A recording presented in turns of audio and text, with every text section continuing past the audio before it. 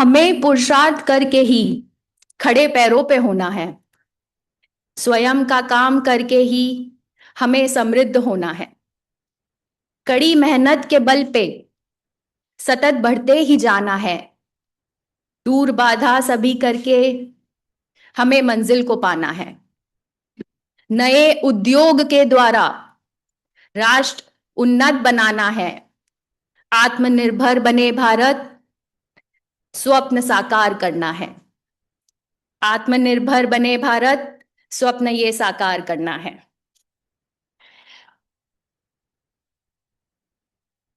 Good morning, everyone, and a very warm welcome to the Ahmedabad Innovation Summit 2026. I'm Charu Jain, and I serve as the Ecosystem Catalyst at VentureStudio. And it is an absolute pleasure to see all these faces here. I'm glad to see this auditorium filled with entrepreneurs, policymakers, change makers, ecosystem enablers. Before we begin our morning of inspiring talks and insightful discussions, I want to remind you that this afternoon, we have something very special planned for you all, and that is our Ecosystem Expo. You'll have the opportunity to meet the brilliant minds behind some of the Gujarat's most promising ventures, see their innovations firsthand, and connect with the entrepreneurs who are building tomorrow's solution today. Our incubation, acceleration, and ecosystem enabler partners will also be there. So please plan to stay back for that exciting showcase. Now, to officially kick off this summit, I have the honor of inviting to the stage someone who has been the driving force behind this event. A leader who has spent years building innovation ecosystems across the world. From Cincinnati to Ahmedabad, as CEO of VentureStudio at Ahmedabad University, he has supported hundreds of startups through incubation and has touched thousands more through mentorship. Please, everyone, join me in welcoming to the stage the CEO of VentureStudio at Ahmedabad University, Mr. Jeremy Fritzhand.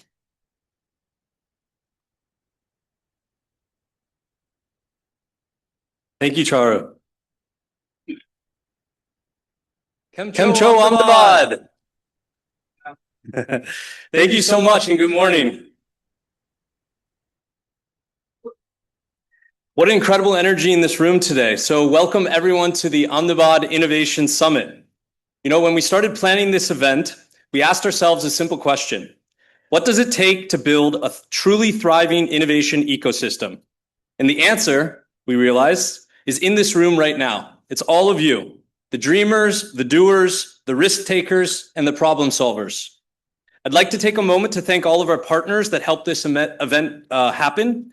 Government of Gujarat, Startup India, DPIIT, House of Starts, GUSEC, iCreate, Entrepreneur, KIIF, PDEU, Navratana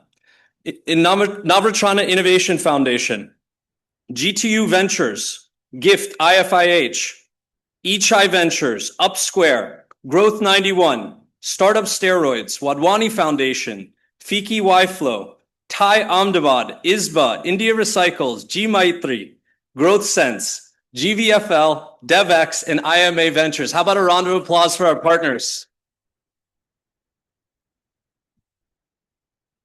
So we have an amazing startup, as Charu mentioned, with over 40 startups present. If you go to the back of your badge, there's a QR code. You can scan that. It'll take you to an overview page where you can see the link to websites, the LinkedIn to the founders, and even the links to our speakers. So be sure to check that out. So a special thanks to our registration partner, Visity and Easily Done, where you can set up an easy chatbot, and it was created right here in Ahmedabad. So over the next few hours, you're going to hear from some remarkable speakers who will share insights on everything from government initiatives driving deep tech innovation to the realities of building sustainable businesses. So let's learn, let's connect, let's collaborate, and most importantly, let's build the future together. So thank you all for being here. Now let's get started.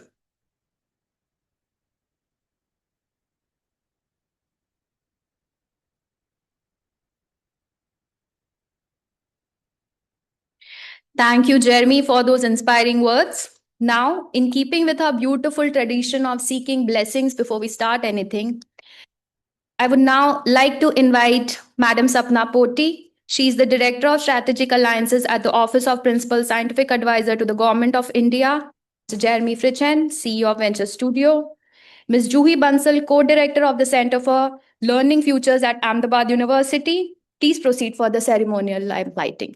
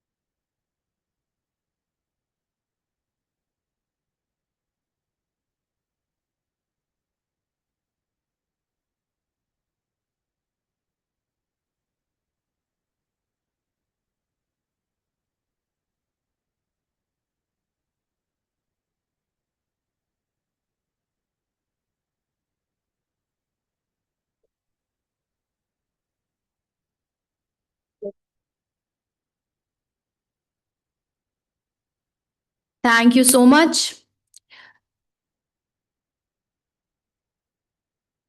All right. So, our first speaker's career exemplifies the intersection of research, policy, and impact at the highest levels of government. Dr. Sapna Poti serves as the Director of the Strategic Alliances at the Office of the Principal Scientific Advisor to the Government of a role that places her at the heart of India's science and innovation strategy. With nearly 3 decades of experience spanning industry, academia, and government, Dr. Poti has been instrumental in forging partnerships that connect India's national startup ecosystem with and research institutions. Please, everyone, join me in welcoming Dr. Sapna Poti.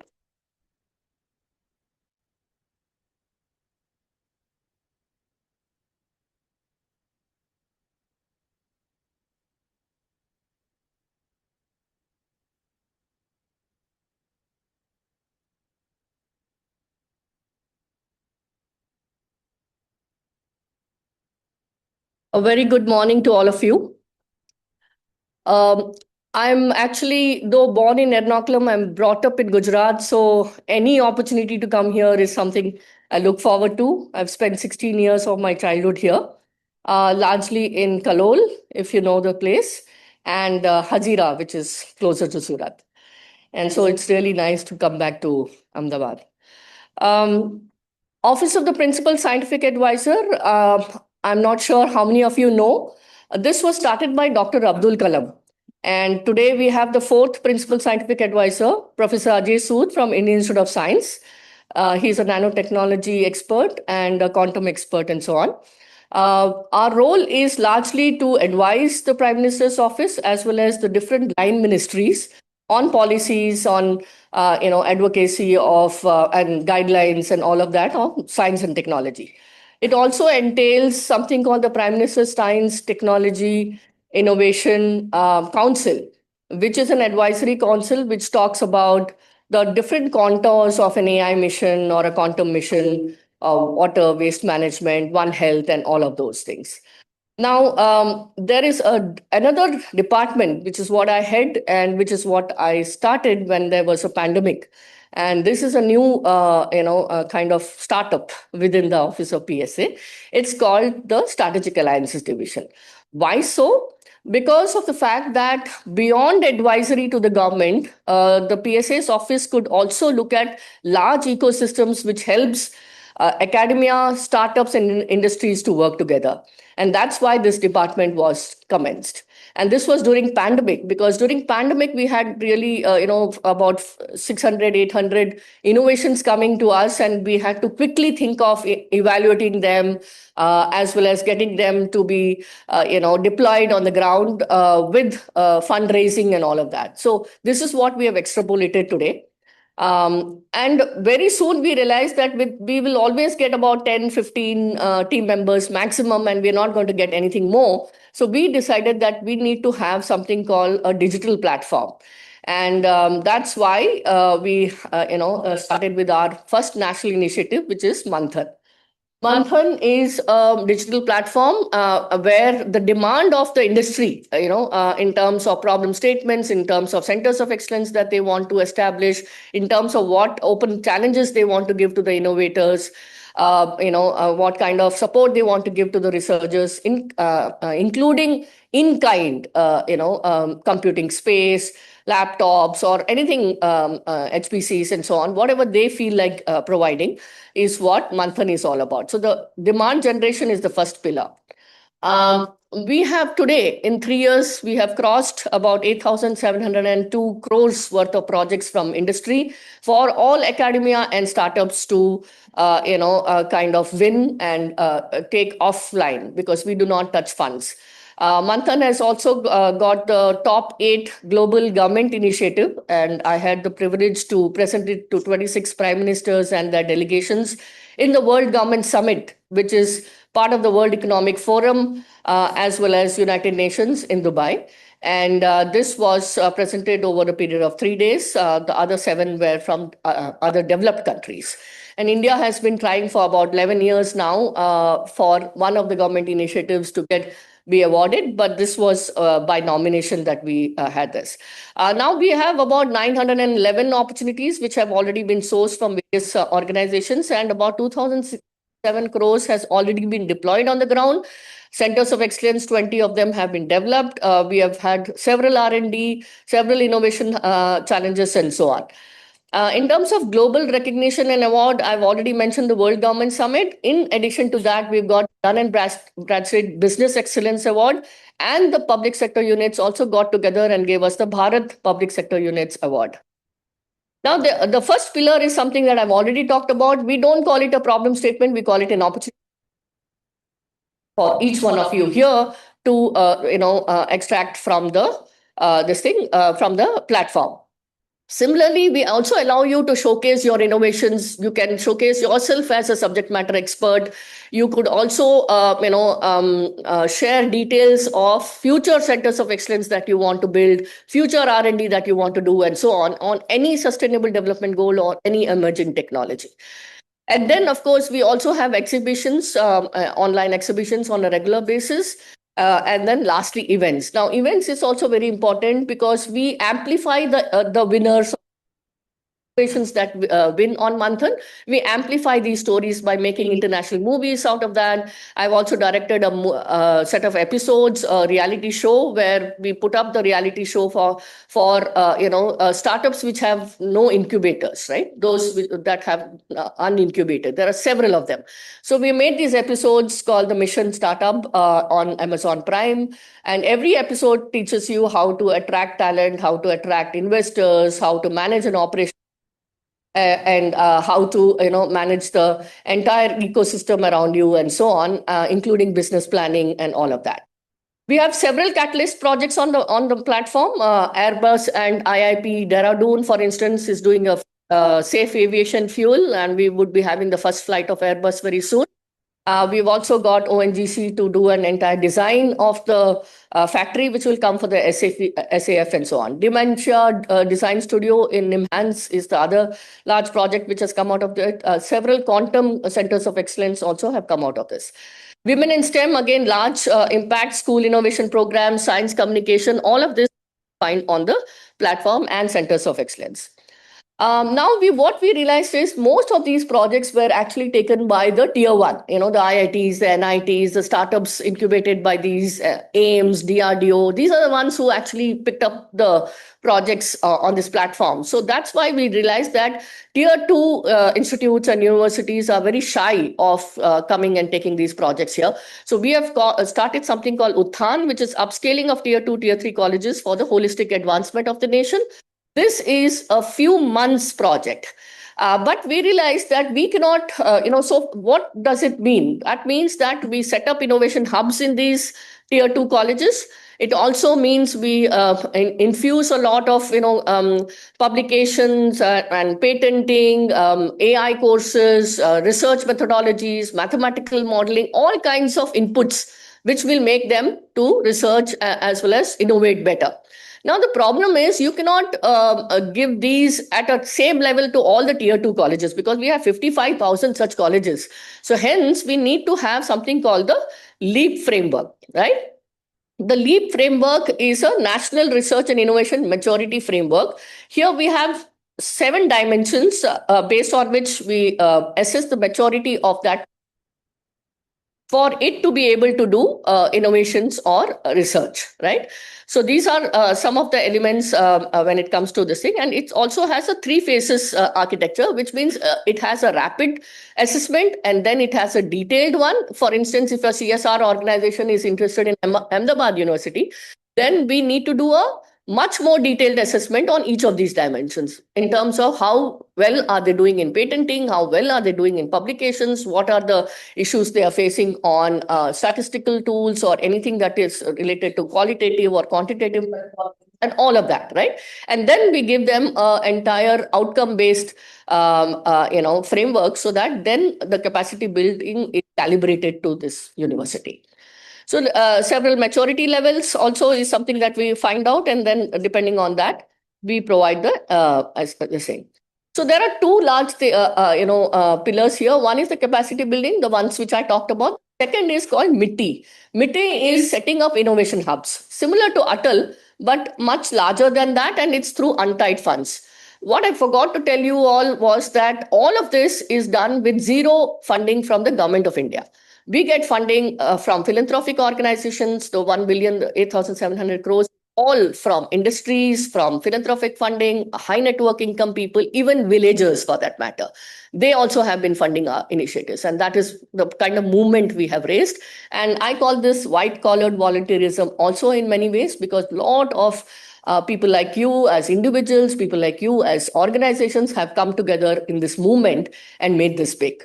So MITI is basically Manthan, International Federation for Inventors Association, which and tier 2, tier 3 colleges and industry coming together. We set up these innovation hubs, MITI hubs across tier 2 with their own funding sometimes or with CSR funding. Here we do, the first thing we do is we map out what is that specialization, it could be gamification, it could be space technology, sports technology, and so on. Because easy recall, today if I ask any of you, which are the top 10 gamification colleges in India, there'll be a pin drop silence. No one knows.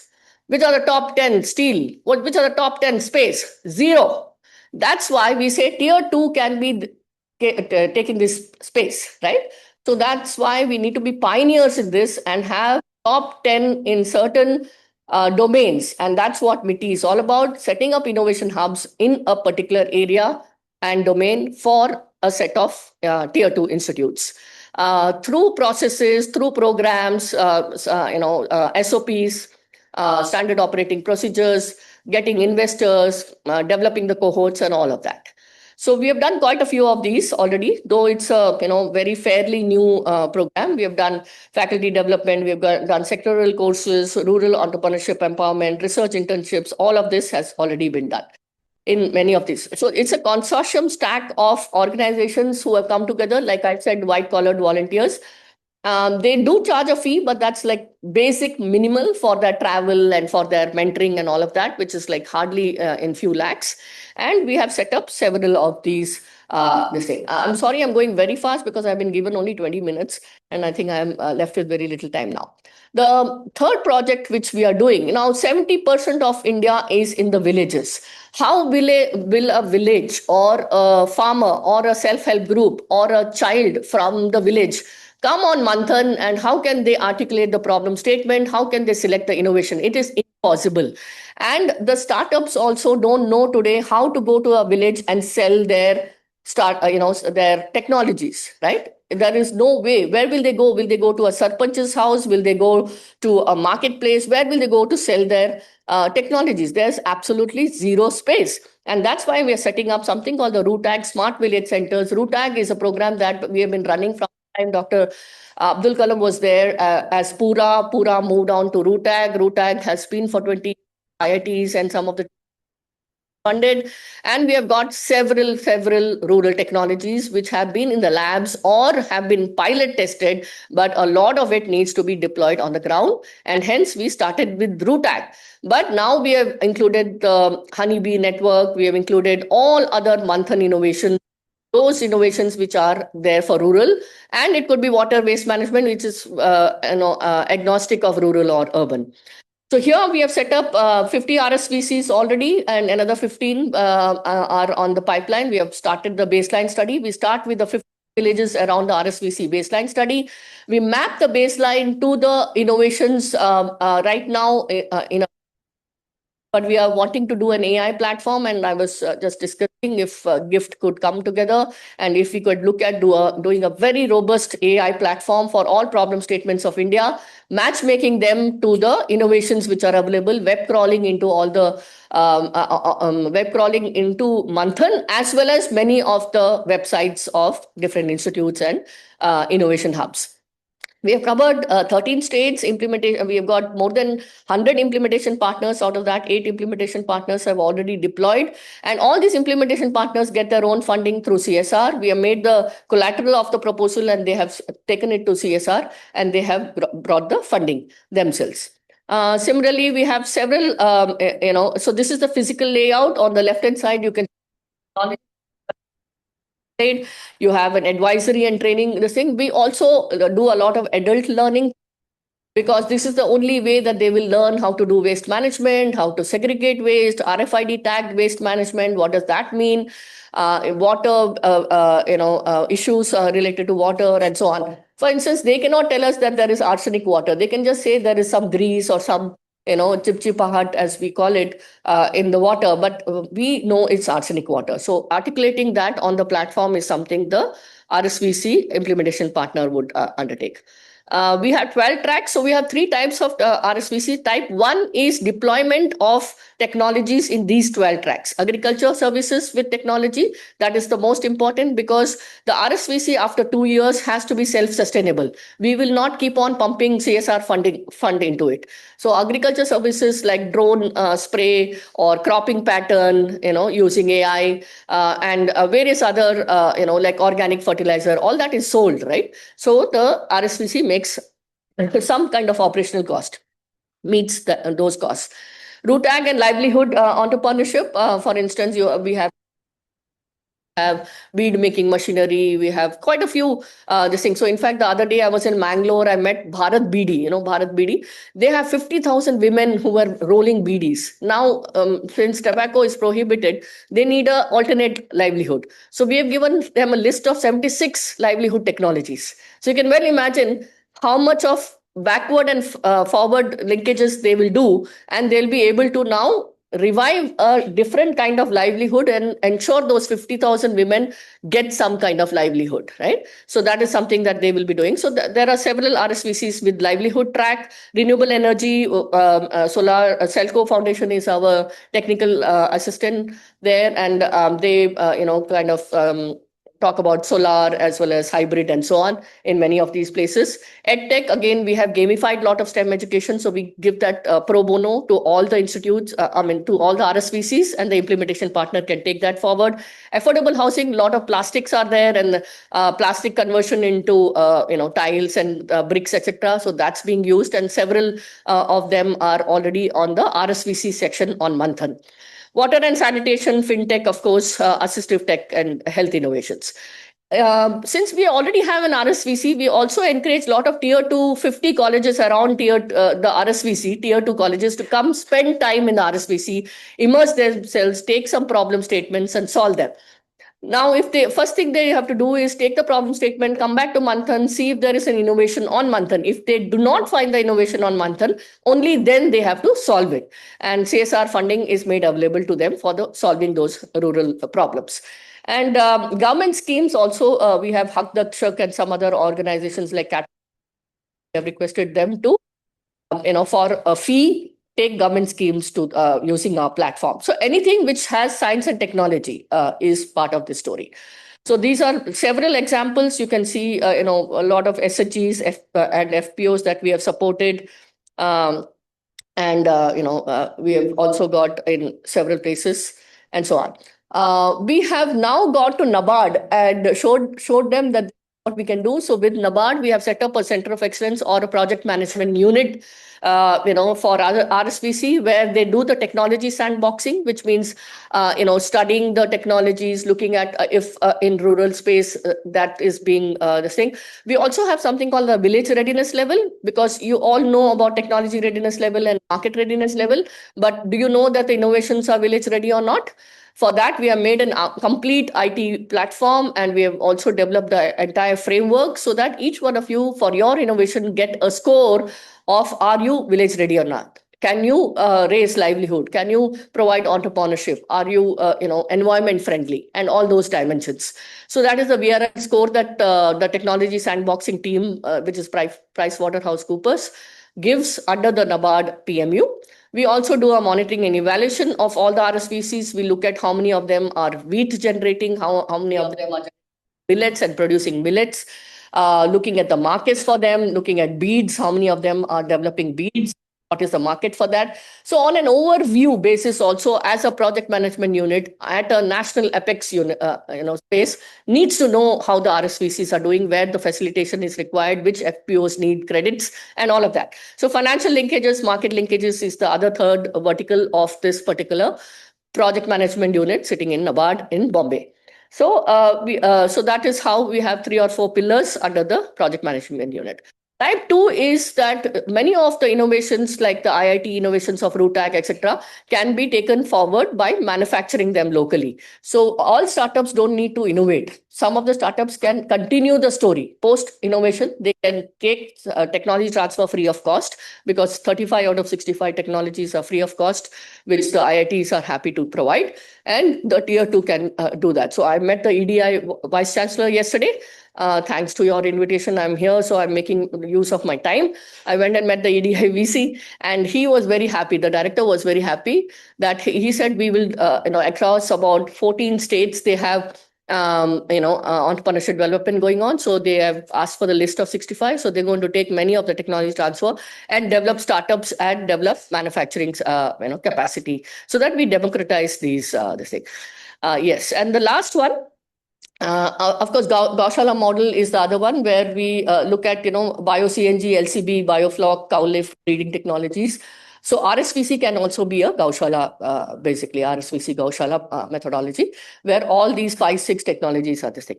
Lastly, we have type 3, which is internships, so various internships like tier 2 colleges going and spending time and so on. So 65,000 such students have been doing internships and so on.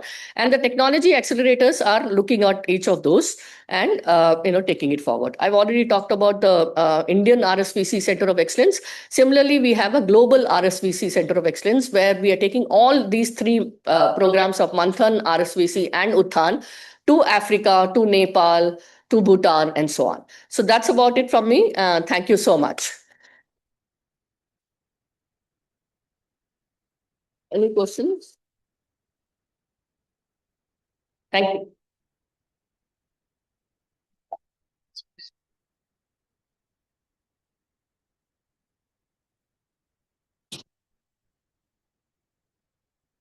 Dr. Poti, thank you for that beautiful address. Your insights on connecting India's innovation ecosystem are invaluable. Thank you once again, everyone. Please, a big round of applause for Madam Poti.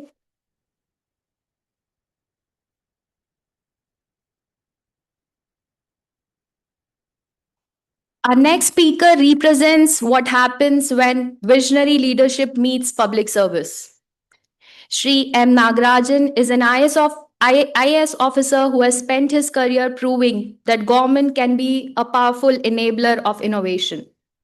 Currently serving as the Vice Chairman and Managing Director of the Gujarat,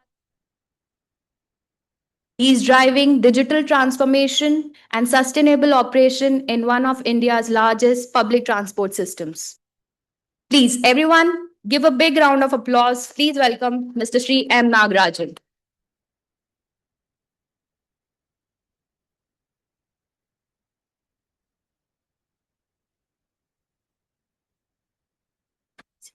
Okay. PPT is loaded.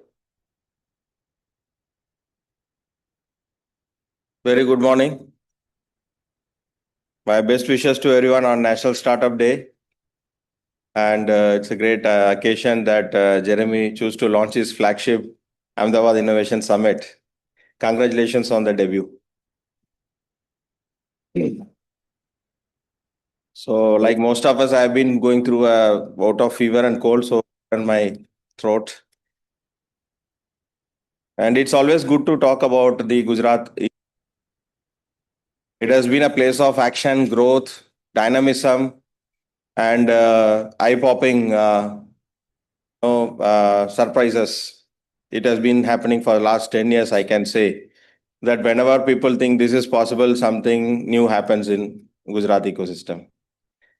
And it always forces everyone to go beyond their normal activities and make them think out of the box. The best thing about Gujarat is that all the stakeholders challenge each other and also collaborate, are open to ideas, and look upon larger value creation. So from competition to collaboration, the transformation in our ecosystem has been very great. People are open to ideas, meeting each other, discussing, and also finding common ground.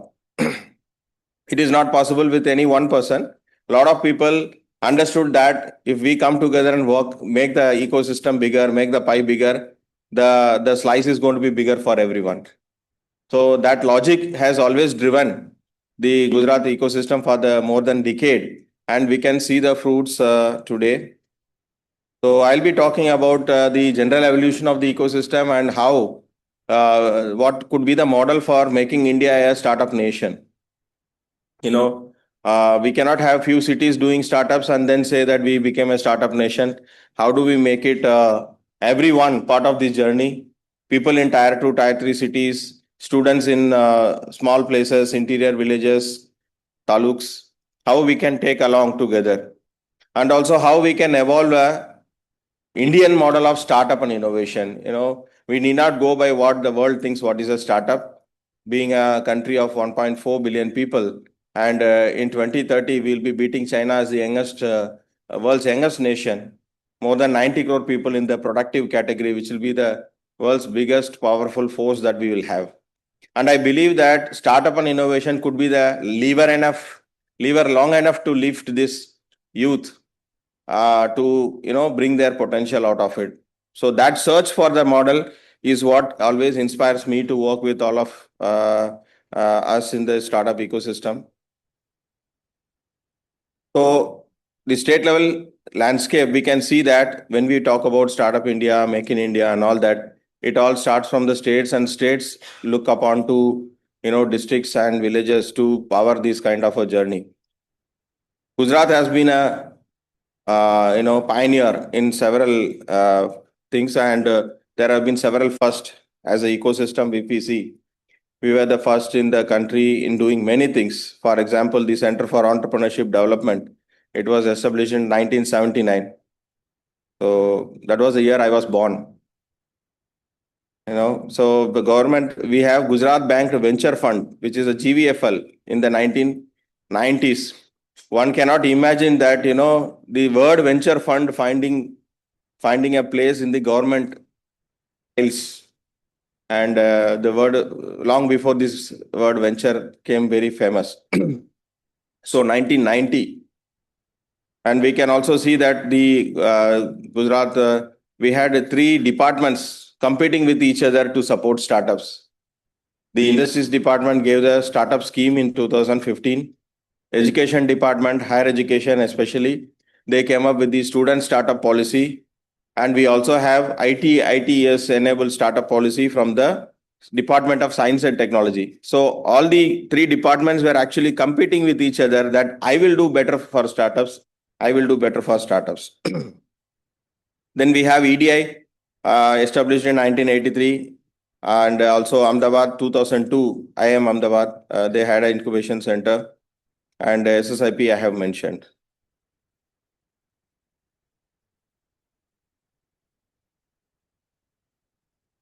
So this is just a graphical view of what has been there to 2017, different milestones. One of the another first is that Gujarat has consistently ranked number 1 in the DPIIT startup ranking since last 4 years. Okay, there are bigger states like Karnataka, we have Bangalore there, we have Maharashtra, Mumbai, Delhi itself is a big startup capital. But why Gujarat is ranked of these states? The main reason is that many of the other states are focusing on the top line, unicorns, startups, venture capital and all that. Gujarat focused on product POC support and idea validation.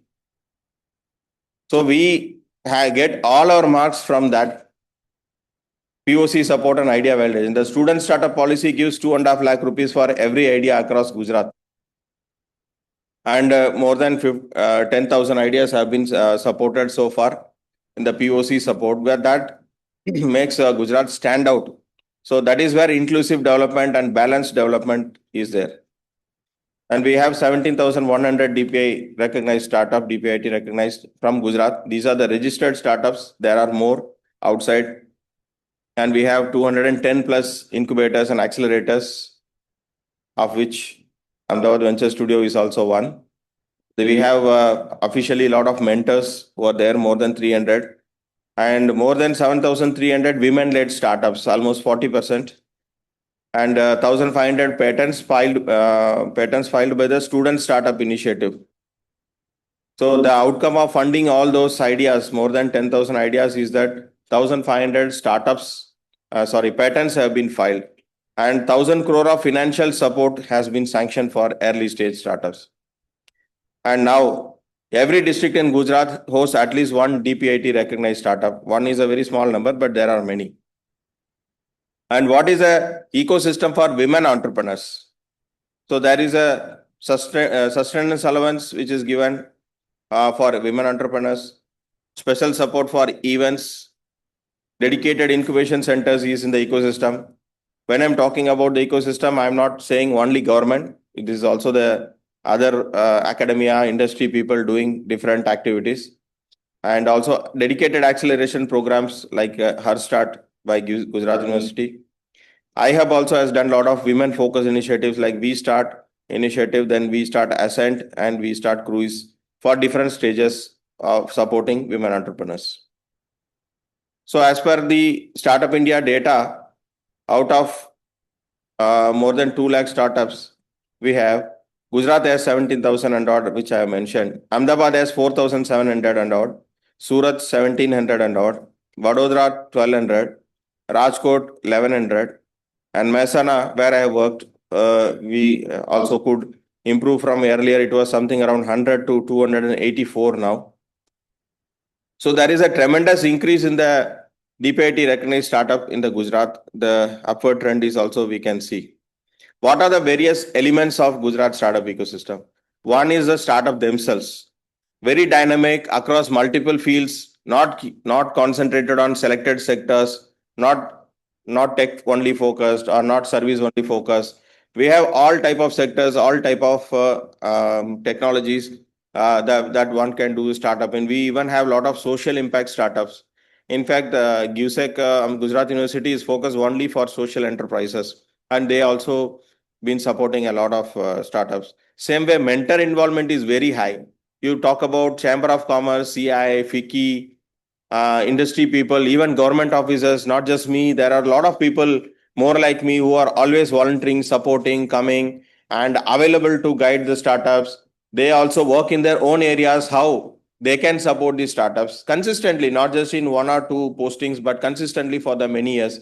For example, the current Ahmedabad Municipal Commissioner, Mr. Pani, is a great supporter for startups.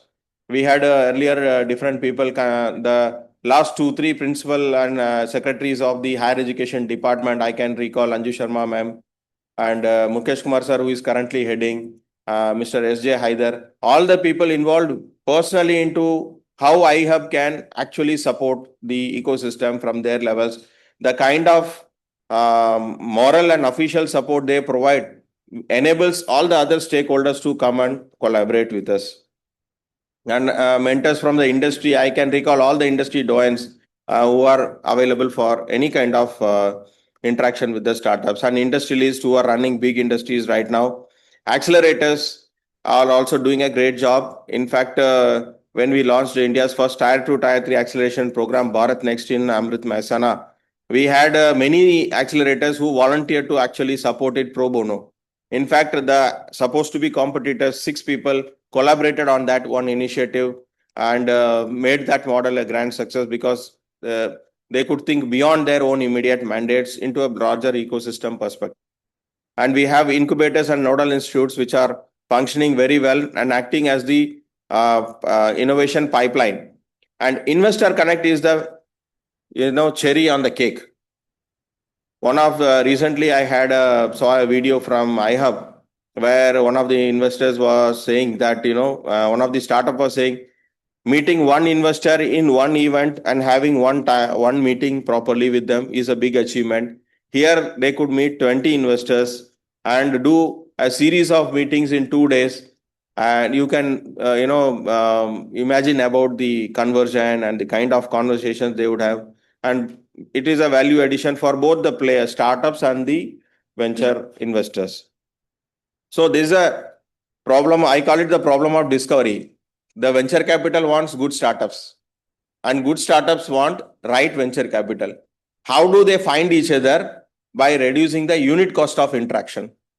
If I have to find one investor and if I have to spend 3-4 days getting appointments, going there, meeting, 25,000-30,000 rupees, hotel stay, ticket, and other things, one interaction cost me at least 30,000 rupees, and the outcome is not guaranteed. How do you flip it? By bringing communities together, bringing the platform together, curating it rightly, already ensuring that the curated investors are there and curated startups are there. For example, only healthcare. So only healthcare related investors would be coming for that event, and only healthcare startups would come. So the problem of separating the wheat from the chaff is already eliminated by the ecosystem enablers. We have a lot of examples in that. Recently, Anand University also had a health acceleration program where they could focus only on healthcare. And iHub does it all the time. Every month, they have at least 1 or 2 sector focused venture capital meet. So these are kind of the things that we all should replicate and work each other so that we reduce the cost of interaction and go to our collaboration part faster than required, faster than possible. So we have Startup Gujarat portal where all details are also available.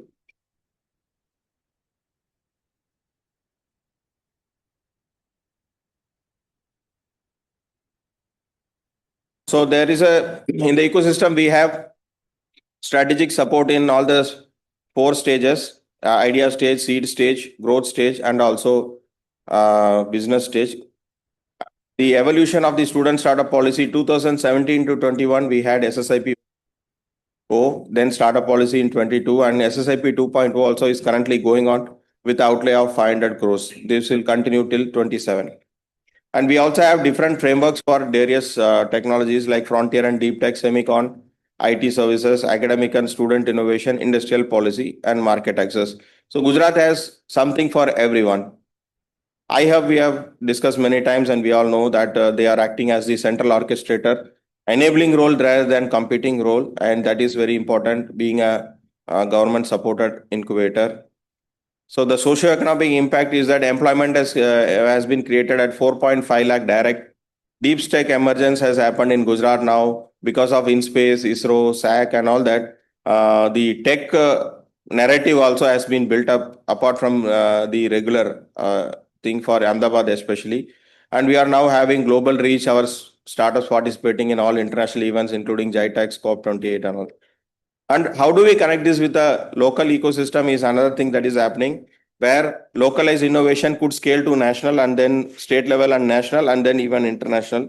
That will create economic empowerment, skill innovation, cultural identity, and sustainable growth. So one of the experiment I want to highlight is the Amrit Mehsana Startup Innovation Mission. It was India's first district venture studio, supported by the district administration, but participation with all. So agri innovation, student empowerment, and venture support was also there.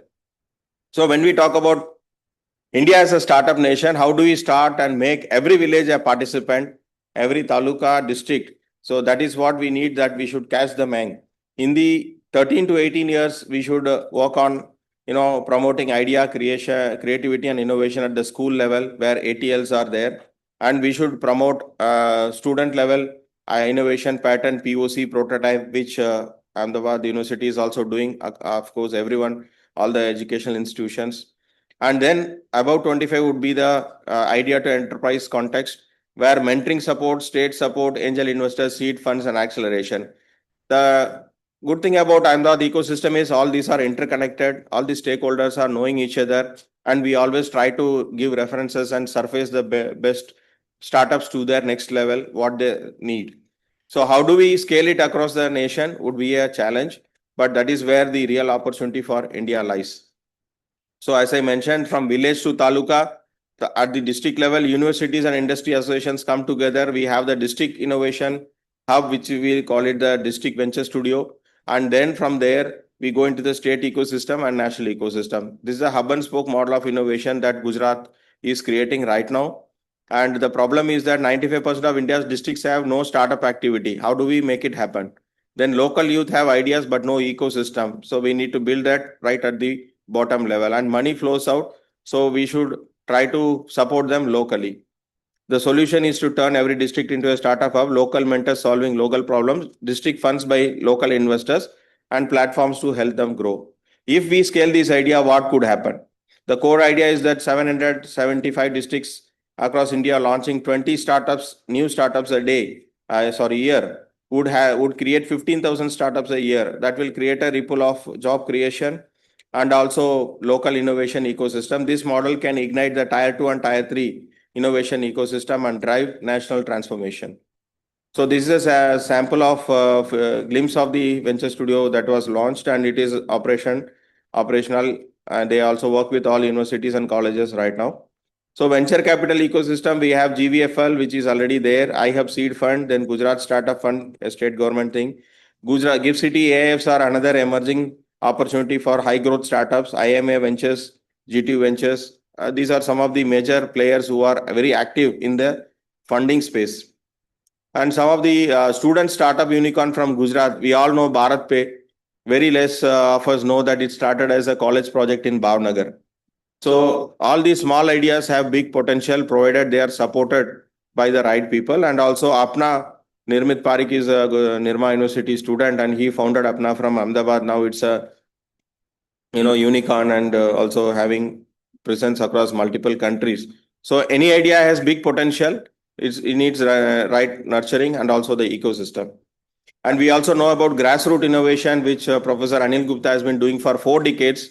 That is also from Gujarat. So non-formal innovation ecosystem is also existing in Gujarat. That completes the entire possibility of innovation in the realm, and it is all available in Gujarat. Shodh Yatra, Shishti, Global Impact, even the Gyan Network, which is actively supporting from. So all this brings non-formal, non-educated innovators. Also, their innovation also finds the right place. That is possible and available in Gujarat. So this picture presents the startup life cycle of Gujarat, where on the left side, the district level school, college, universities come together and combine into a common ecosystem. everyone sitting in their own compounds and singing their own song is not enough. It is very important that all the stakeholders come together, and then idea, POC, pre-incubation.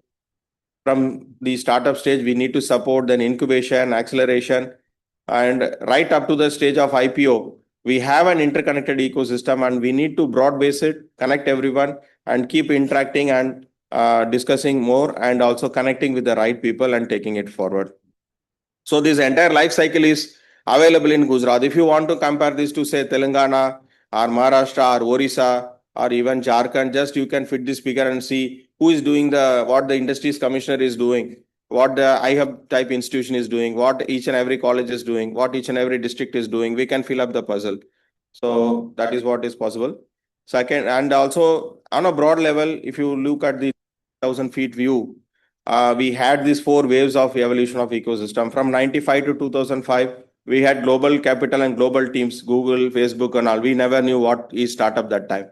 Then we got awareness, and then things started moving in our country. And 2005 to 15, we had global capital backing local teams like Flipkart. So that's what created the Bansal types. Next, we had a lot of awareness, and we thought why Indian people itself can do a lot of things. So 2015 to 25, we have local capital and local teams, which is currently going on. But in the future, we'll have more like Apna and all, where our local startups will go global. Now, each and every startup, if you see, once they make 1 crore, 1.5 crore turnover, they always look for going international. Either they land in Dubai, Singapore, or any of these international spots, because going international is seen as a very important aspect, and that is what happening now. So we are now entering the 4th wave, and that will be going massive for India. That is what I believe. So GIFT City, we have the missing international component, both for inflow of funds and outflow of funds for the startups, and also investment purpose. So it's a great gateway opportunity, and it also has a fintech sandbox and acceleration ecosystem. So that new product pipelines also could be built from that. And that is another great exciting opportunity, which is unparalleled in India. Strategic partnerships are available through iCreate, IAC, and all that. So overall, I want to mention that, Gujarat has been growing, but it will grow much further, because the 2.0 of the ecosystem will come from tier 2, tier 3 cities, combining with a hub and spoke model where everyone is easily moving from a village to district to state to national. So that kind of mobility provides great opportunity for startups, because timing is everything, and finding the right people at the right time while keeping your unit cost of discovery low is what is going to make Gujarat the long-term bet for ecosystem in future. And this has been organic.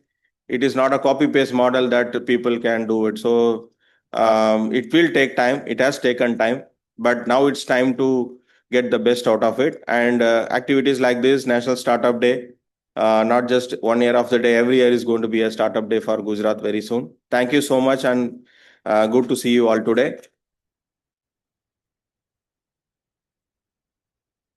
I wish everyone all the best. Thank you.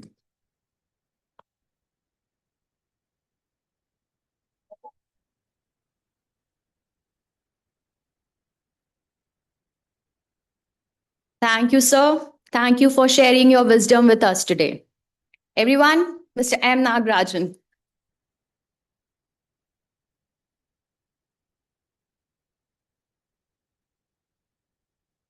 Our next speaker embodies the spirit of entrepreneurship and ecosystem building that defines Ahmedabad startup community.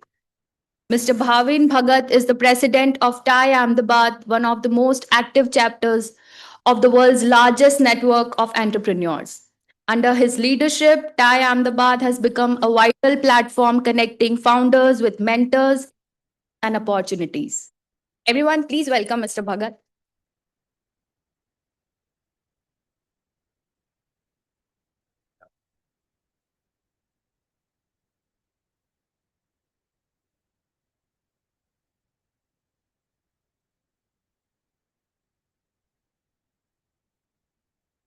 Okay.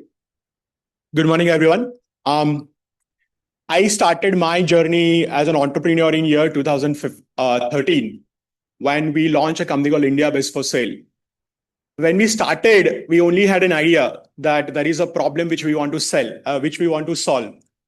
And then we realized that as a startup founder, you need a lot of support in your journey. And that point of time, we did not have a wider network as professional. So we thought that we should join a network where we can get some help in terms of mentorship, in terms of support. We realized that there is a lot of support available from Gujarat ecosystem. Nagarajan sir already talked about multiple schemes, multiple grants. As a startup, we won also a number of grants from Ahmedabad Innovation Center as well as Gujarat Startup Government scheme. So there is a lot of help available. But at the same time, as a entrepreneur, you also need a lot of peer support. And that is where we figured out that let us figure out some kind of community where we can get these kind of people to help you in your journey. So TIE has multiple chapters across the world. But before I go on, I just want to know how many of you know what is TIE? If you can just raise your hand if you know what is TIE. Okay, anyone with the acronym, like full acronym, what is TIE stands for? Yeah, sir. Okay, great. Thank you. I know two of you knew what is TIE. So TIE started in year 1992, very, very opportunistic way. A lot of entrepreneurship happens by opportunity, right? So TIE also happened with that.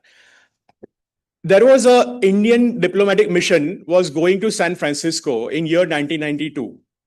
Their flight got delayed, and there were some people of Indian diaspora waiting there at the airport to receive them.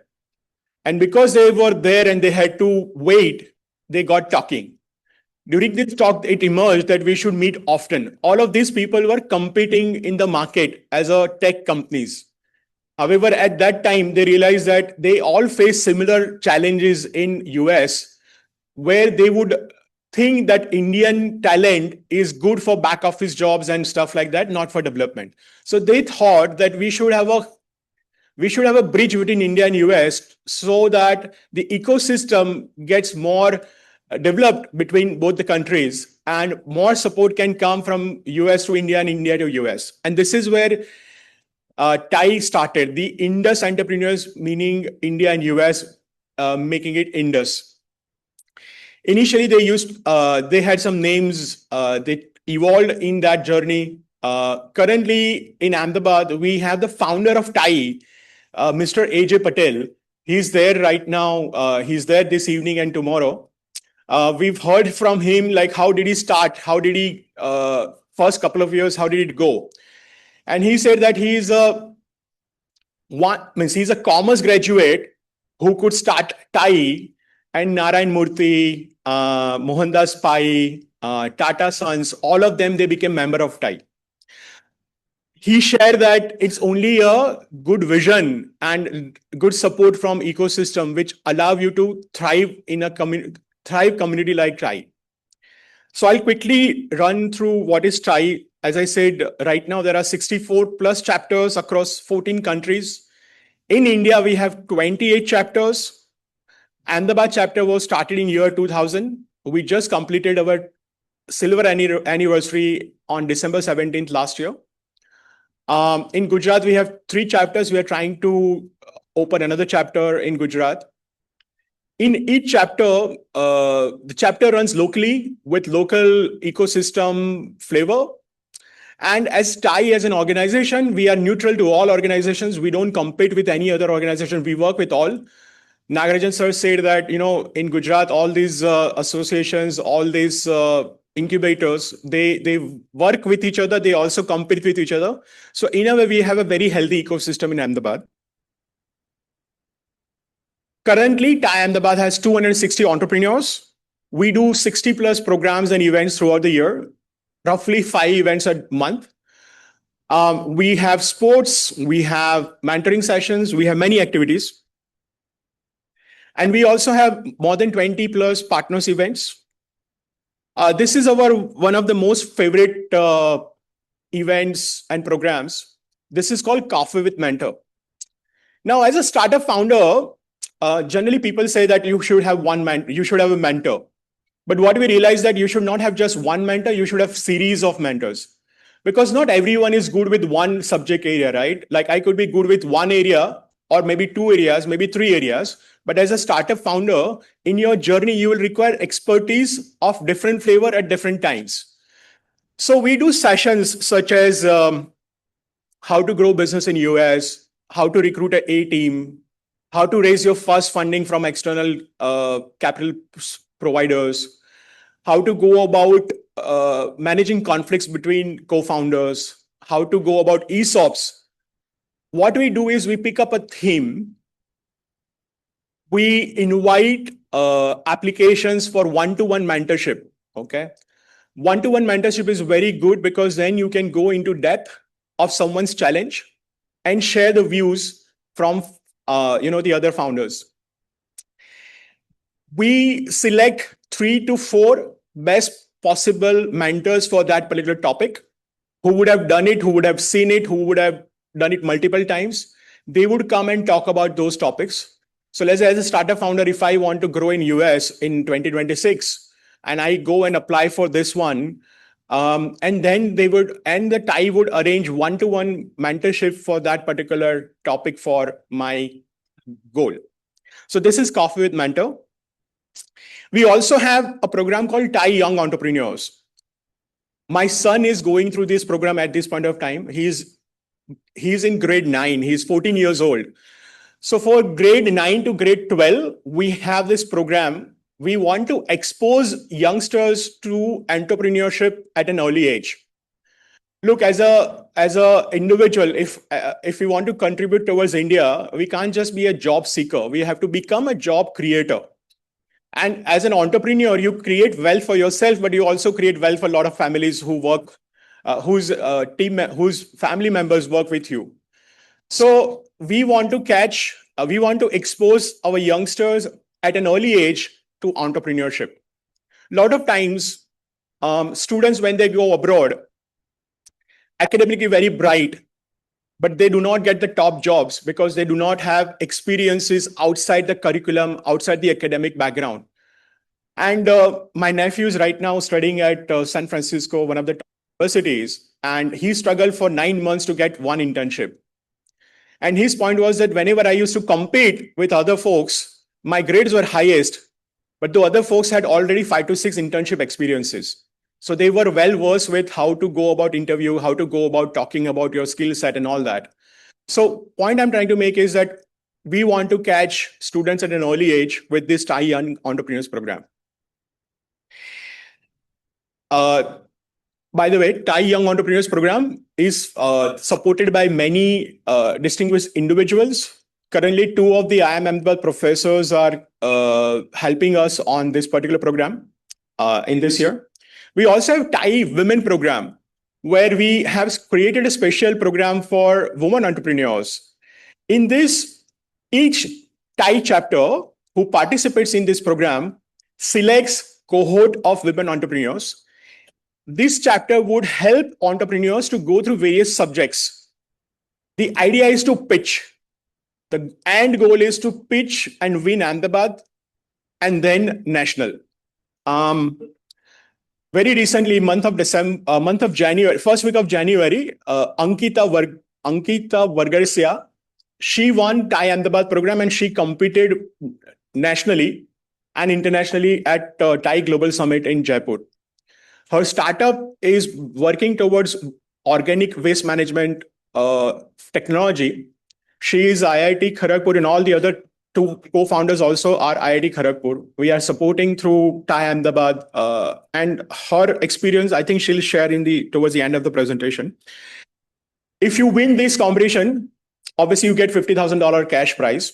But even if the other participants who are participating in that particular event, they get a lot of exposure. They get a lot of mentors access. They get also the access to a lot of investors from outside India who travel to attend this TIE Global Summit. We also have something for university students, something called TIE U. TIE U allows university students to form up a team think of a problem, take a challenge to build a solution, and then compete for this particular competition. This also gives you flavor, not just on a nice thing to have on your CV, but actual flavor of the market. Once you go out in the market to solve a problem, what kind of challenges you will face and how well prepared you can become actually when you are starting a startup. We also have a small community of angel investors called Thai Ahmedabad Angel Investors. So it's a very beautiful scheme. Normally what happens is that when you have angel clubs, they generally have flavor of that particular location or that particular region. Thai has an amazing model. So let's say, for example, if there is a startup which Thai Ahmedabad angels are looking to invest. So let's say if startup is raising 3 crore, and if Thai Ahmedabad is saying that we will invest 80 lakhs, 90 lakhs, 1 crore, then this will open up as a round to rest of the chapters across the world for Thai. So Thai Boston angels can also invest into startup which has been identified and backed by Thai Ahmedabad angels. So currently there are 2 startups which are in the advanced stages of funding. Last year we started with 1 investment. So this is also there. Our flagship event is called ThaiCon. ThaiCon is a flagship event for most chapters. Different chapters have different themes. Our theme is entrepreneurship is a marathon. So our theme is called Entrethon. And this is the 3rd version coming in February this year on 20th and 21st of February. When I was building my own startup, I visited ThaiCons in Delhi, Mumbai, Bangalore. So first initial years, I went to all these big metros and obviously Ahmedabad. What I realized is that the amount of learnings I had attending those events and the access I could get from those speakers and also the members was unparalleled. Similarly, we try and do the same in Thai Ahmedabad. In last 3 years, we had keynote speakers such as Mr. Narayan Murthy, Mr. Jayan Mehta from Amul, and Mr. Atul Nishar, who had a couple of exits already in his journey.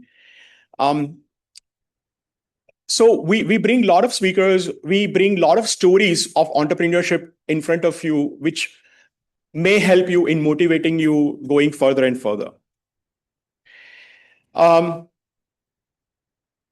Thai Global Summit, I briefly already talked about. This is a summit where all the Thai chapters go and a lot of members attend this particular event.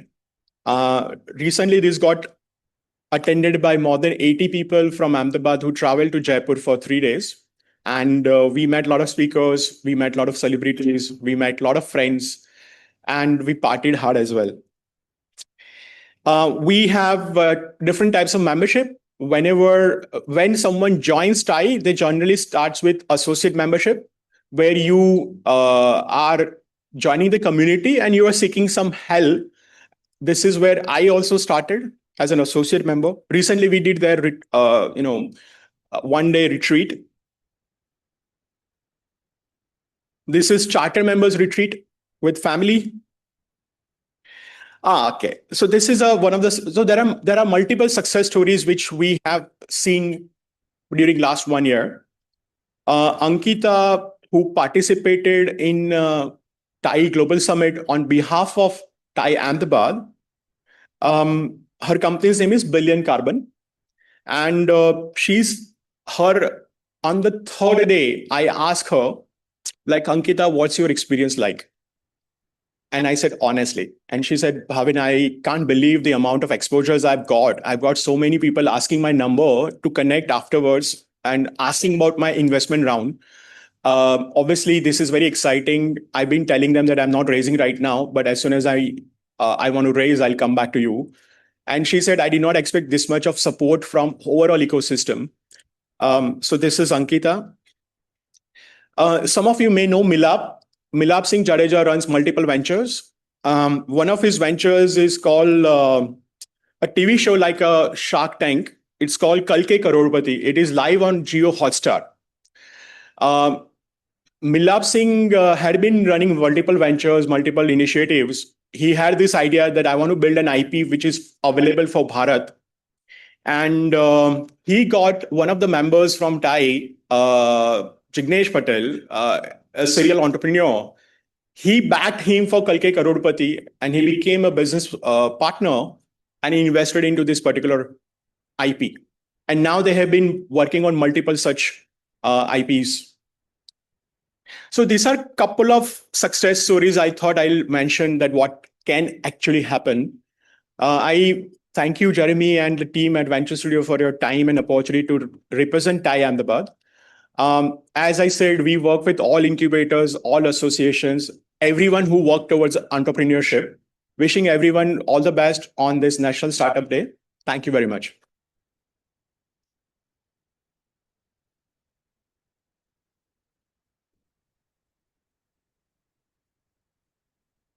Wow, Mr. Bhavin, your work with TAI continue to inspire founders across Gujarat. Thank you, everyone. Please, a big round of applause for Mr. Bhagat. So that was an incredible first half of this morning. We have heard from leaders shaping innovation policy at the national as well as the state levels. Now it's time for you to become an active participant. We are taking a 30-minute tea break now, and I encourage all of you to use this time. Step outside, grab your cup of chai, and more importantly, make sure that you connect. The person standing next to you might be your next customer, might be your next co-founder, your investor. That's the magic of events like this. Please be back in your seats in another 30 minutes. We'll resume the summit by 12 p.m. sharp. See you all shortly.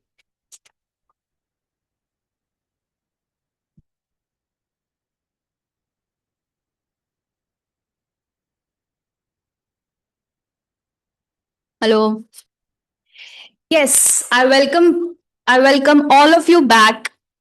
I hope you all had a chance to recharge and make some valuable connections. Our next speaker has played a pivotal role in shaping Gujarat's startup infrastructure, quite literally. Mr. Umesh Uttamchandani is the co-founder and chief growth officer of DevX, Gujarat's largest co-working space and a corporate accelerator that has become synonymous with the state's startup movement.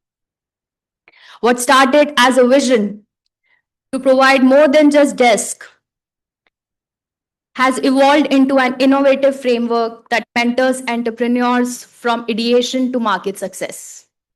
Please, Mr. Umesh.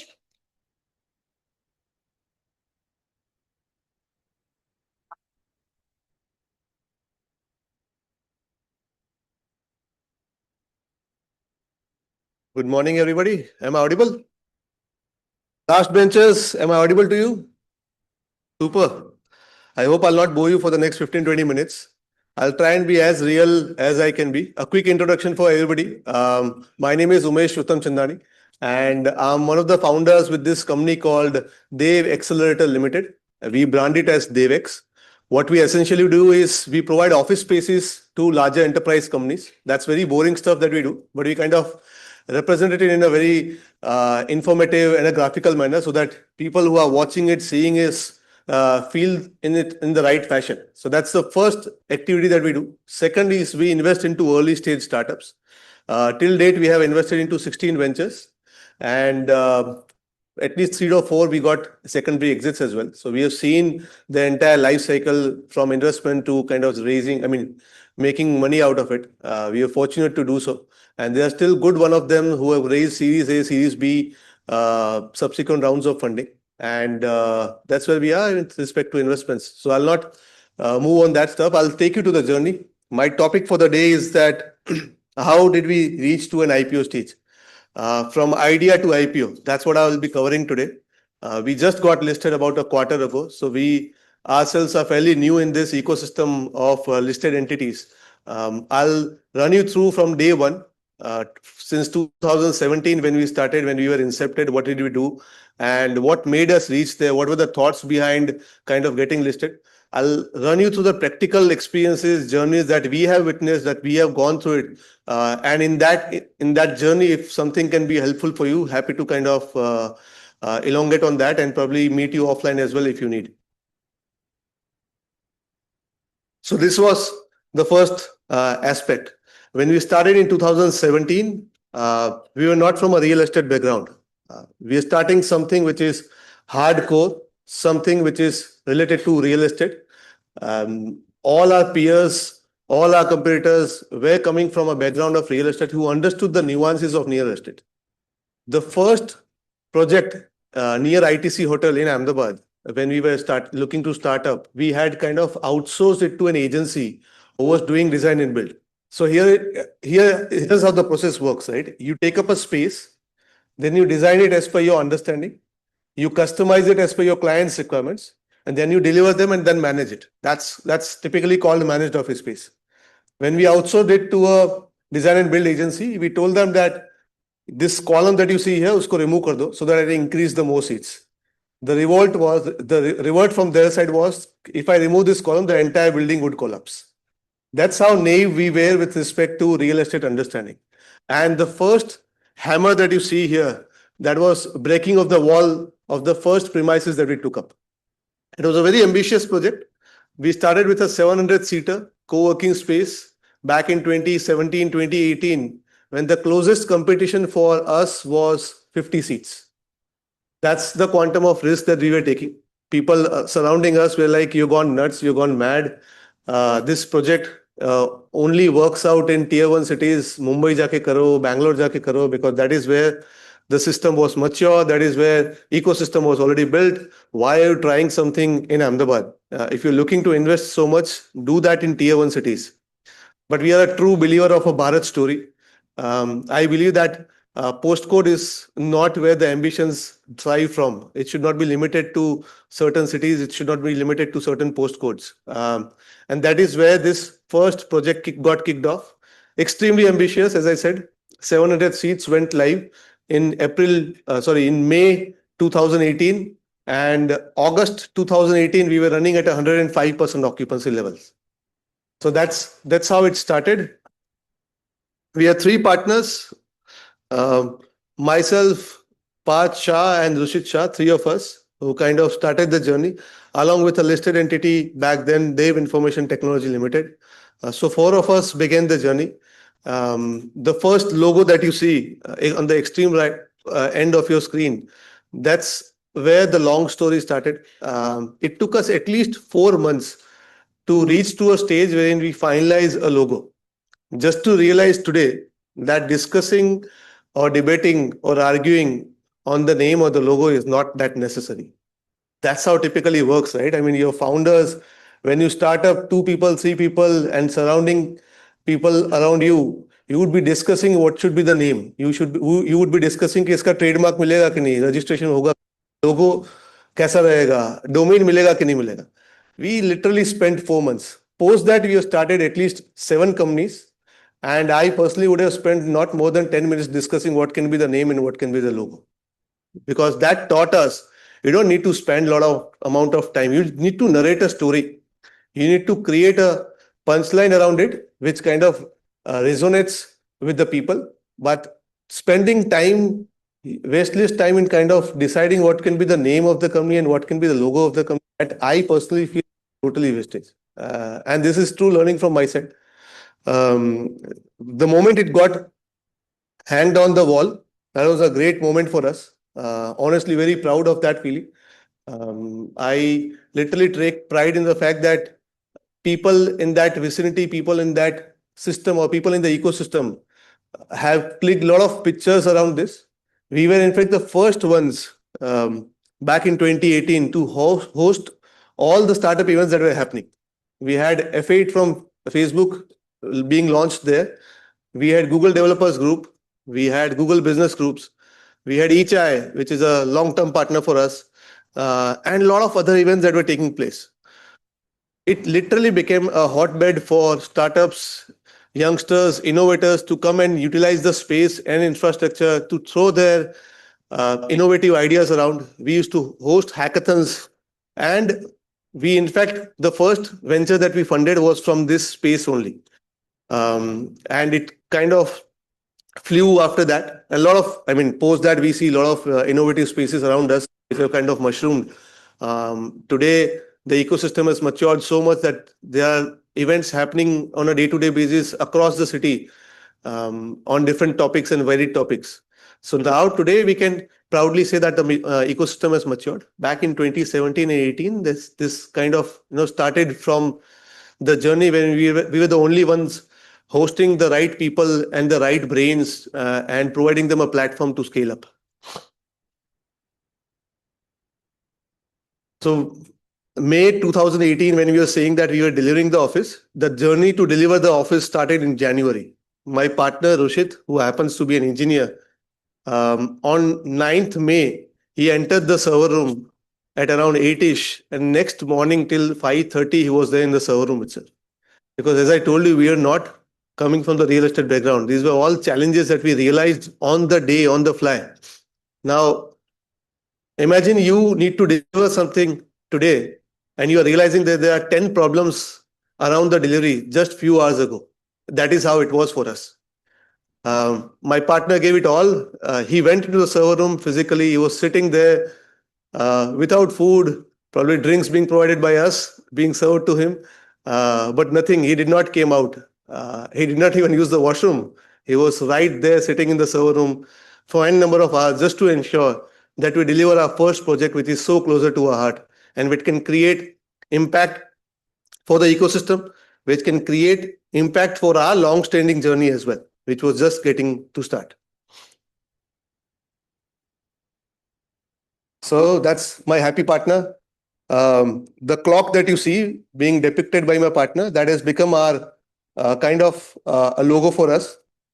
Everywhere we go, that's the brand image that we carry. The first landing area is the wall clock that has been created by us, which kind of resonates as to what we are able to deliver. It kind of resonates the uniformity that we are able to bring in the office design and office culture. So we were very happy once we were able to decode something which can stand with us for longer duration, something that people can relate to us. So this is a very interesting thing. You need to kind of be uniform in things that you're kind of delivering. You need to kind of come across to your end customers or your employees something that you are representing, something that stands with you, something that people can resonate with you. Now that's me. I'm kind of rigid in terms of certain things. If I don't understand, I don't understand. So that's how my team members kind of put it across for me that Umesh ne agar na bola hai to na hi hoga. Convincing me becomes kind of very difficult. So that's how strong-headed I was. Not that I'm kind of egoistic, not that I don't intend to understand new things. It's just that if I am clear on what things needs to be done, what steps needs to be taken, I would follow it wholeheartedly and try to ensure that it gets done with the precision that I have witnessed or visualized upon.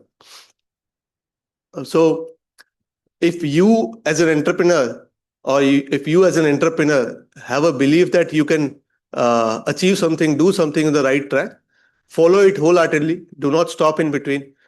Go with conviction and ensure that you are able to achieve it in the right fashion. And that's my first client, a 500-seater client on day one is what we onboarded. It was an achievement not only in Ahmedabad, that was an achievement in the entire country. A co-working space, largely you would recall even today, कि startups बैठे होंगे, freelancers बैठे होंगे, एक दो seats लेके कोई बंदे बैठे होंगे, people starting up businesses typically use co-working spaces.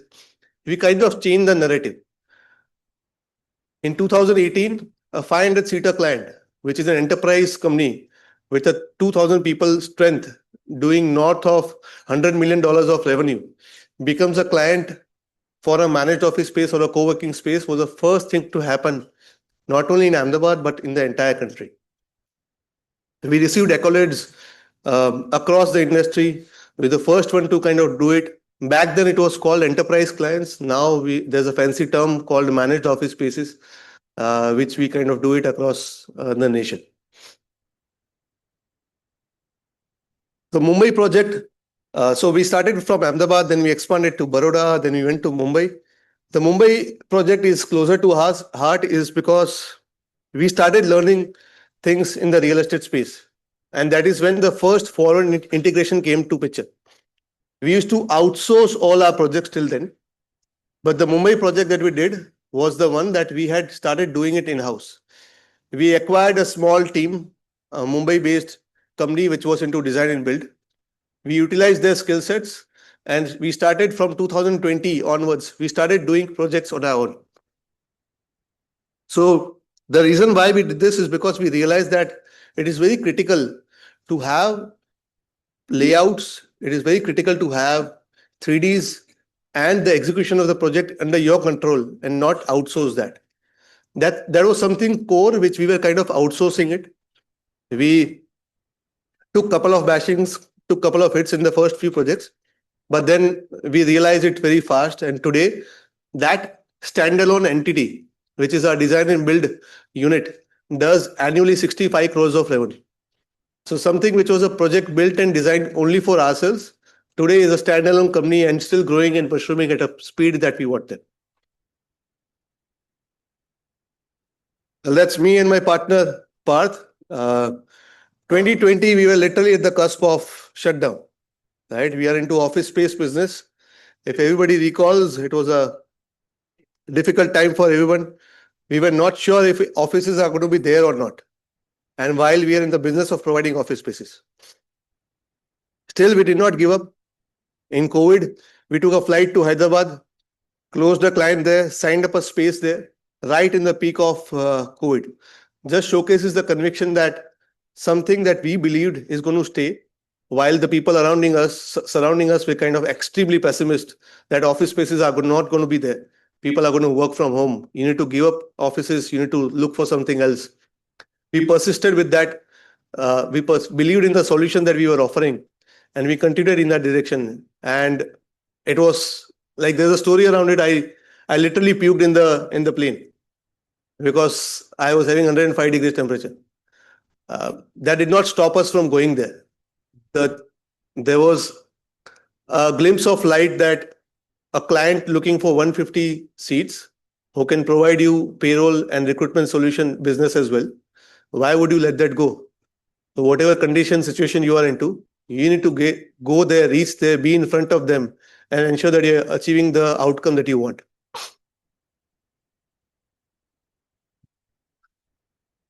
So we started this celebration, the 5th year celebration that you see. It has become a trend now. Every year we kind of host a very large event at our centers. On each year of celebration, on all the centers of ours, which is 28 centers across the country, each one of them would be designed in the same fashion. And the entire local ecosystem would be there celebrating along with us. Till date, it has always been the case. We have not grown alone. We have grown along with the entire ecosystem. There have been vendors who have grew from 2 people company today, managing 100 people. There have been clients of ours who started with 4 people and today managing around 500 people company. There have been team members of ours who were very naive, who did not understood a thing, be it in accounts or sales, today have spent 7 years of their lifetime with us and holding ESOPs of our company and growing strong with us. So our fundamental belief is that we alone would not be able to achieve the outcome that we want. It's the entire ecosystem that would grow while we kind of make it big. I just have the last minute. I'll probably wrap it up. That's me sitting in Madame Tussauds, selling mode being on. I always tell all the founders, don't be ashamed in kind of selling your products. If you don't sell, probably you'll not be able to generate the revenue or the money. If you feel that the other person that you're going to pitch is going to say no, you already realize that there's not going to be a sale. What is the harm in asking them? There's a fine advertisement by Tata, right? Poochne mein kya harj hai? You can always go out and speak to the individual or the consumers or the businesses that you're selling to. Go there and speak to them. Do not be ashamed in selling your products. All of you would be kind of, suffering from Bajaj calls and messages, right? I was just about few days ago, I was attending a session by Mr. Sanjeev Bajaj, and I asked him a question. Don't you feel ashamed of the fact that people around you would be telling, "Ke Bajaj ka call aata hai," so we kind of disconnected. He said a very interesting response. He said that annually we disburse around 5,000 crores of loans. That translates into 5 million people being benefited out of it.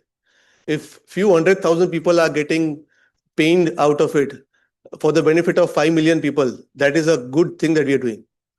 So you should take a nice, learnings from this, that, one should not be afraid, one should not be ashamed of selling their product. You should not shy away from sitting in front of your lead and speaking to them wholeheartedly and selling your products. Go and meet and speak with all of them. So, and that's what kind of led to us developing our own project. And back in September 17th, 2025, we rang the bell. That was a moment that we kind of waiting for the last 1 year. In fact, it's still there in my brains. I had my daughter standing alongside me, ringing the bell. And after the ceremony, she told me that she intends to become an entrepreneur. That is an outcome that I always wanted. That is an outcome that we wanted to achieve. The ecosystem kind of cheering along with us. It was not only us who got listed. I felt that entire Ahmedabad got listed on that day. A tier 2 city player, a tier 2 city startup kind of hitting the main board on BSE. That was the moment that we were waiting for. Thank you, everybody. I'll probably end the innovation. Thank you.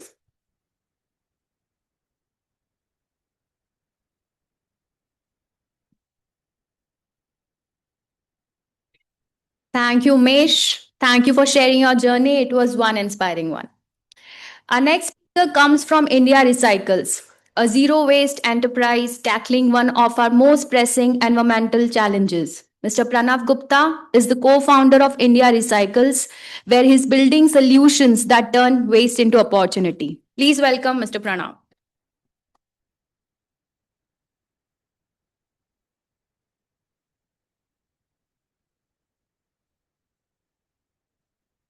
Thank you so much, everyone.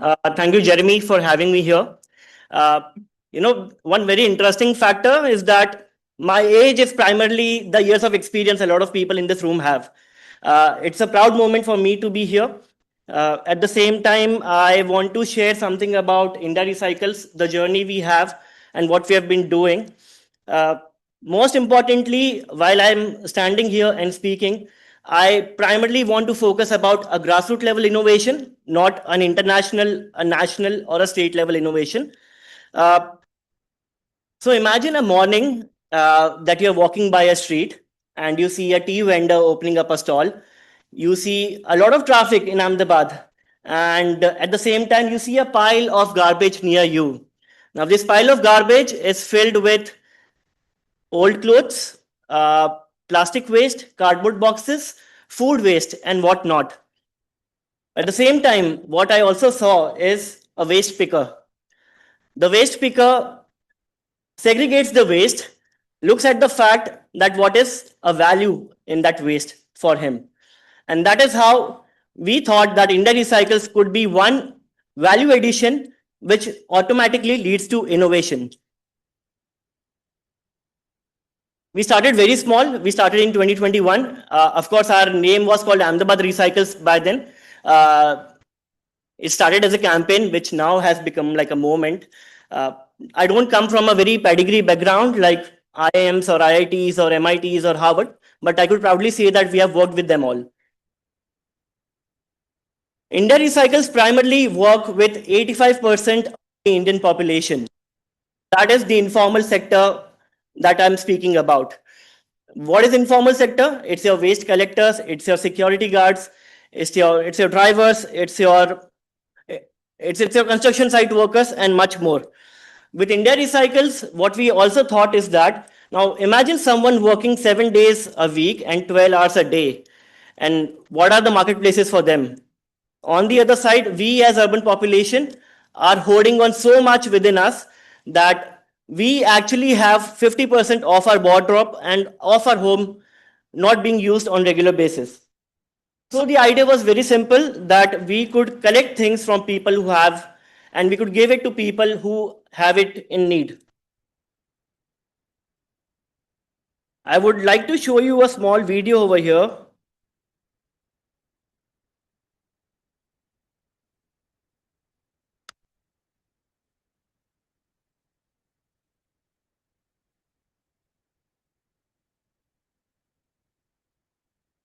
The video on? Okay, no problem. I can show you the video later. But like I said, the demand side is that the 85% of the workforce don't have means to buy, whereas the urban population have access of things to give away. India Recycles primarily works on three principles: is creating affordable and accessible markets for people who need them. It's also to create employment for craft and create a better environment for better tomorrow. The process is very simple, that we organize collection drives. Now these collection drives happens at an individual level, at a state level, and with a lot of organizations. We collect everything. That's our motto. That's our tagline. Once the collection happens, we bring it back to our warehouse and do a sorting process. We segregate things just like a waste picker and segregate things into clothes, into utensils, into garments, into footwears, etc. There's a tagging and labeling process after that, which determines the value of it.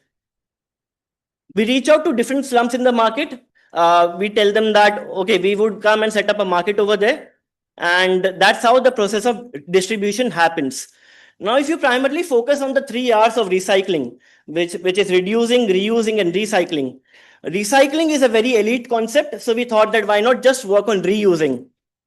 Any old garment for me, which doesn't have a value, must be of a far more value to someone in need. I remember our security guard saying that I work 7 days a week and 12 hours a day. And our office is next to YMCA Club on SG Highway. Now, what are the markets for them to come and buy? None, right? The markets we have typically in Ahmedabad city are what? Ravivari Market, Gurjari Bazaar, which is on the other side of the town. So how does he go to that market? Can anyone say what would be the cost of taking an Uber from YMCA Club to Ravivari Market? Any guesses? Let's say around 500, 400. That's like the daily wage of a person. So it came down to a point that he is unable to go to a market. So why not we bring a market to him at the same time? That's what we've been doing. We have been creating accessible markets for people in the poor. And when I say markets, we set up a market and sell things. We don't donate, because it's not just about giving things. It's also about dignity and choice of a person. So there are 3 types of models that we have. Whatever we collect goes under a segregation process, and we organize markets for people in the slums. The second model that we have is that for a more valuable thing, let's say for a high heel shoe, for a crop top, for a slit dress, for an English novel, the people in the slums won't be able to consume that. So what do we do of those stuff? We actually create thrift markets for people like us. And the third and the most important factor that we do is that for whatever is unsold, a lot of donation comes to us in a very bad state or maybe in an inappropriate manner. We create employment for women in the slum. We actually create best out of waste and have been able to reduce 95% of collections that come to us. These are some of the stats of how many sales we have been conducting, the clothes we have recycled, the customers we have. We today are in the state of Gujarat, but we of course want to move to Bombay, Delhi, Bangalore, Hyderabad, and other tier 1 cities. The city bazaars that we do it in partnership with a lot of cafes, restaurants, incubators, etc. There are more than 48 women integrated and employed full-time, which create more than 40 types of products. We have been taking bulk orders for a lot of corporates. The orders that we take also go for Diwali gifting. We are soon going to be there on quick commerce and e-commerce as well. So it's a very decentralized model. When I say that, we have a lot of collection hubs, so that if I'm staying at Thaltej or if I'm a student at Ahmedabad University, I don't have to go to my office to India Recycles office to go and drop stuff. So we have more than 20 drop locations. We partner with a lot of colleges, schools, universities, corporates, and societies, and also with the government to become a drop location. Some of the carbon footprint measurement that we have done in the last 4 years. These are the people whom we partner with. So the idea is simple, that we do collection drive, we do sorting, we do sales. These are a couple of engagements that we have done in the past. Couple of stories of recycling that we have had. The sustainable development goals that we work upon. We have been currently incubated with AIC GUSEC. So anyone who wants to donate something, anyone who wants to get rid of their old stuff, you can come to us, because what we create is a transparent model where you can donate and someone can get benefited out of it. Lastly, I would also like to say that innovation is also about creating value. In this entire era of startups, fundraising, accelerators, ecosystem, we also forget that startup is a small bit of a clarity which is required to just have one simple innovation in place, and that's how we have been building India Recycles. Thank you.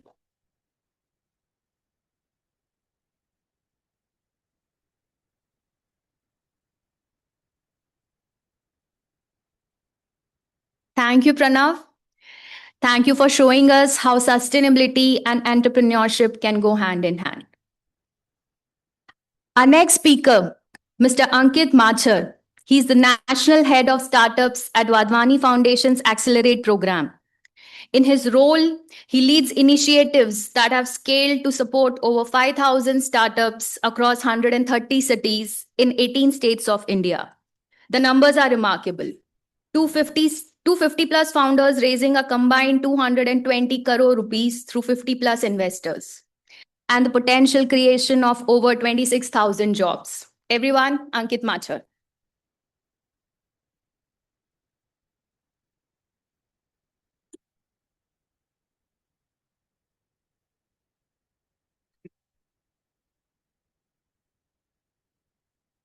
Hi, good afternoon, everyone. Okay, little more energy. Good afternoon. Okay, it's very difficult when before you there are two super founders, one who's already done idea to IPO in 7 years, the other in the process to deliver, and just right before the lunch, a 15-minute session on something which is very different from what these two entrepreneurs talked about.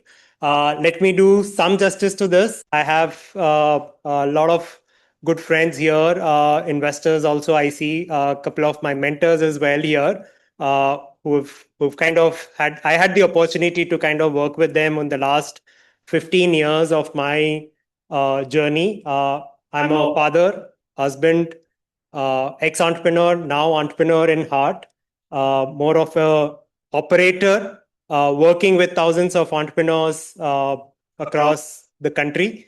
And I represent an organization called Wadhwani Foundation. So I kind of quickly I want to take you through the entire work that we do at Wadhwani Foundation and how we support innovators, startups, and SMEs.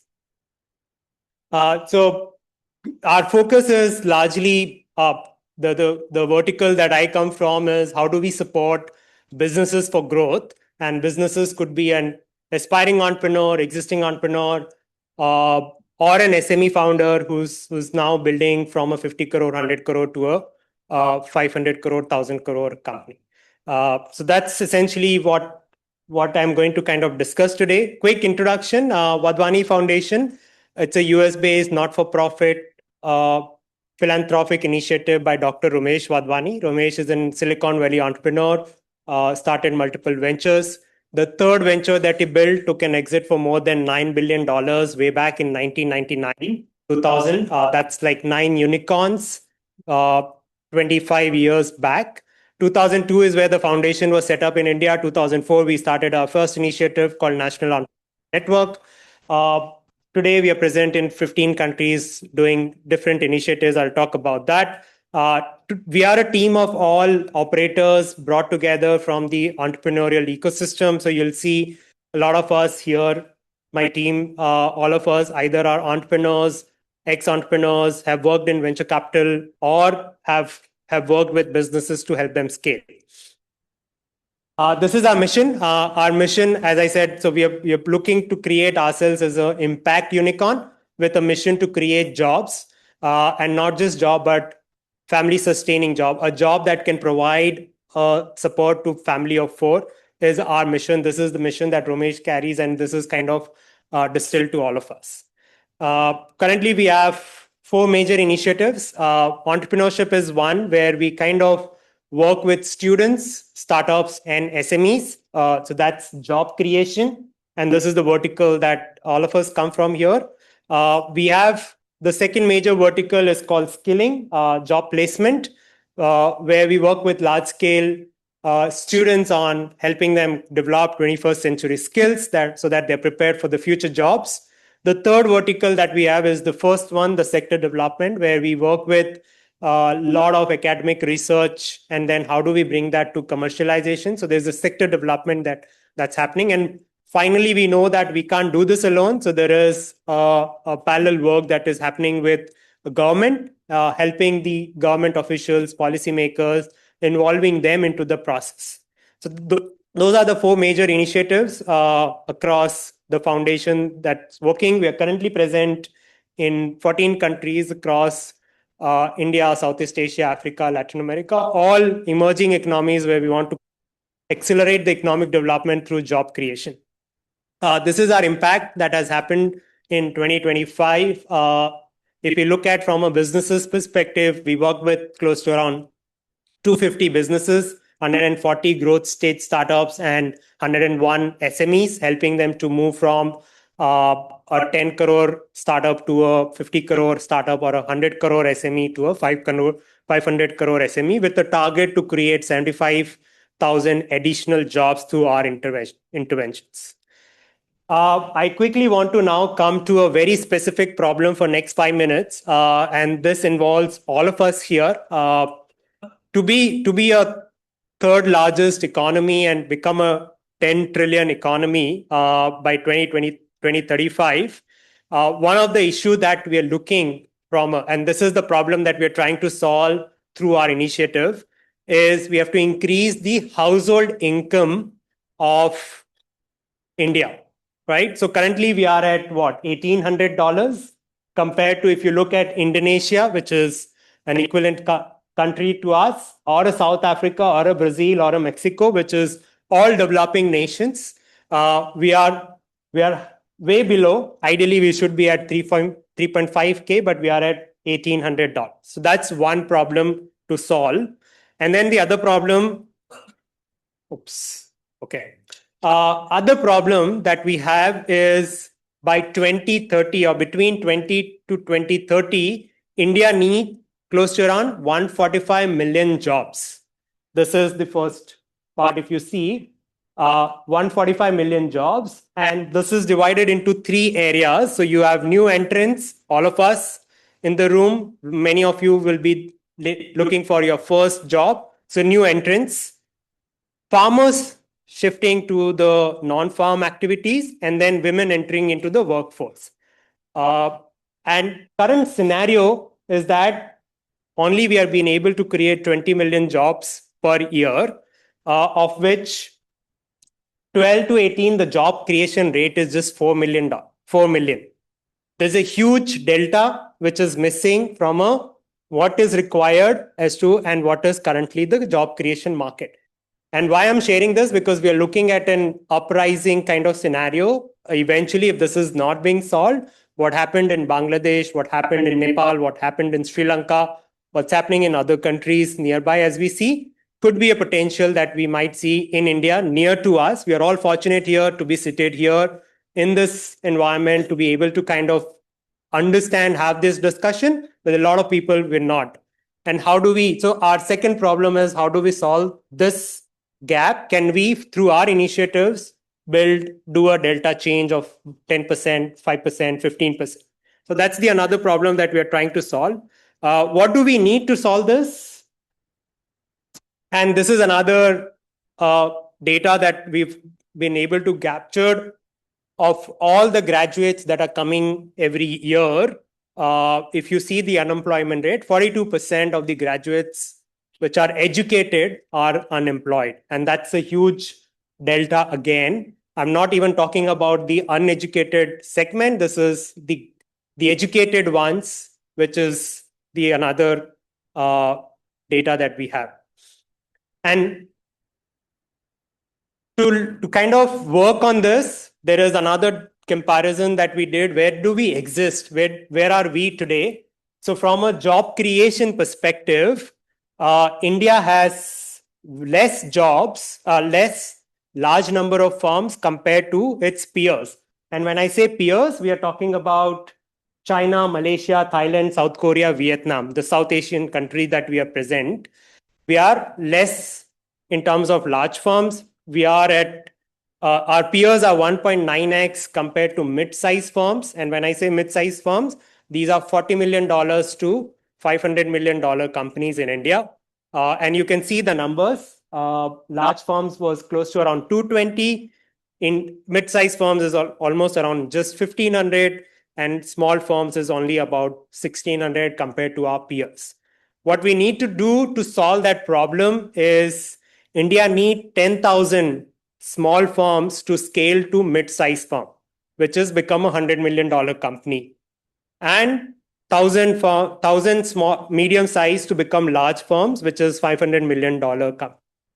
And this is the focus of the foundation. This is what we kind of want to create impact over the next 5 years till 2020, so that we kind of bring a large movement around helping these mid-size, small size to become mid-size, mid-size become large-size firms. So this is how we do. As I said, the programs are all, so there is policy, there is capital. We are just trying to kind of bring this together and put an enablement process so to create more and more large businesses. So helping students to start, helping startups to move from the death valley, and then helping the growth stage startups to scale, and small and medium scale companies to become large. And at the same time, we know that we can't do this alone, and there is enough players in the market. Since we are a not-for-profit, we do this as part of our philanthropic initiative. We are also trying to get together the entire ecosystem together into one platform, which is called as Open National Jobs Creation and Fulfillment Platform. We're working closely with the government of India to kind of bring this to large scale citizenship acceptance over the next couple of years.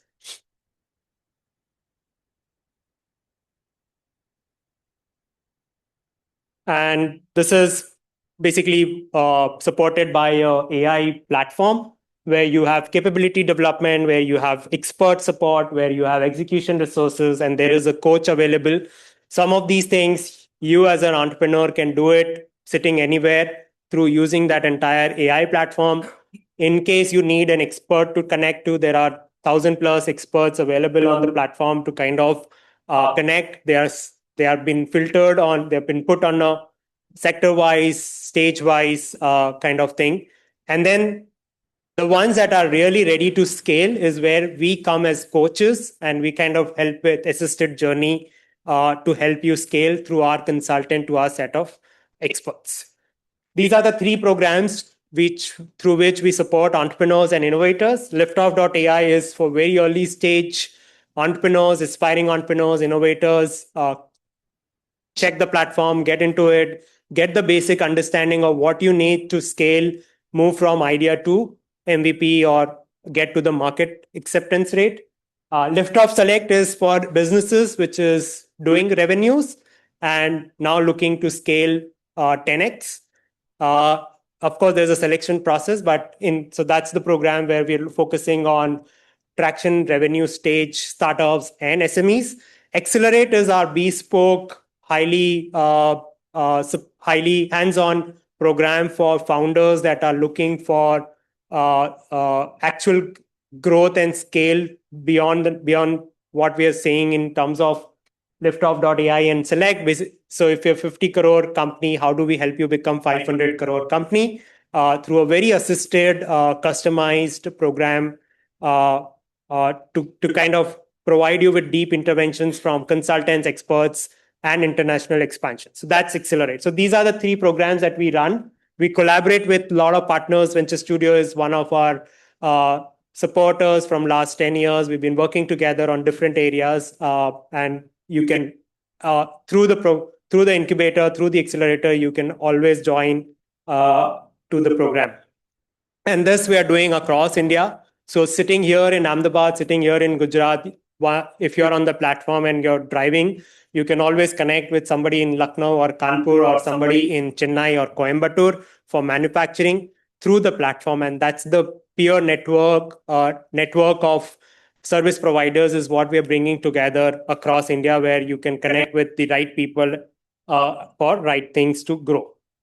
These are our portfolio ventures on the startup side. So we have close to around 45 ventures in Ahmedabad, Gujarat. From on the startup side, on the SME side, we have these are our partners.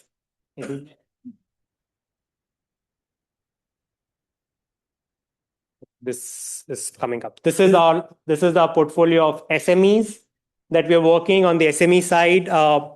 Average revenue that each of these SMEs have is close to around 80 crore. So they're doing a turnover of 80 crore and helping them now become a 300 crore company.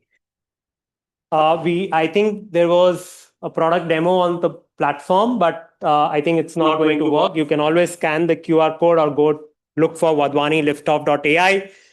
Register yourself, very simple process, start working on it. Works like it's built on ChatGPT and other LLMs, but very curated for entrepreneurs, for businesses to grow. So in case you're looking for experts, in case you're looking for service providers, it kind of works with you as your query goes into the program. And then you can also check what are the programs and everything that are applicable for you. So that's it from my side. Thank you.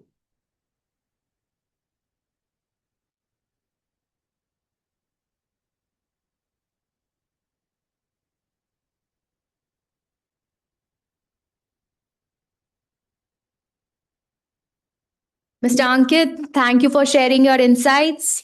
Your work proves that building ecosystems is about both scale as well as depth. Right, so our final featured speaker represents the crucial intersection of education and innovation, because the entrepreneurs of tomorrow are shaped by how we teach them today. Mrs. Juhi Bansal is the co-director of the Center for Learning Futures at Ahmedabad University, and she's on a mission to transform how we think about higher education.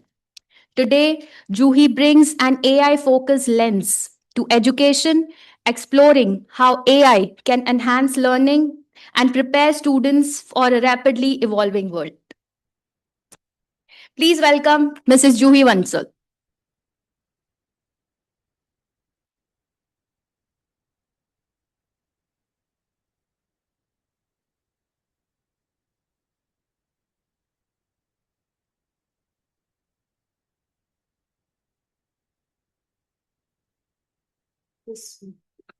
Oh, it is. Okay. Hi, good afternoon, everyone. I realize is the session that's keeping you from lunch. So I'm going to keep it very short.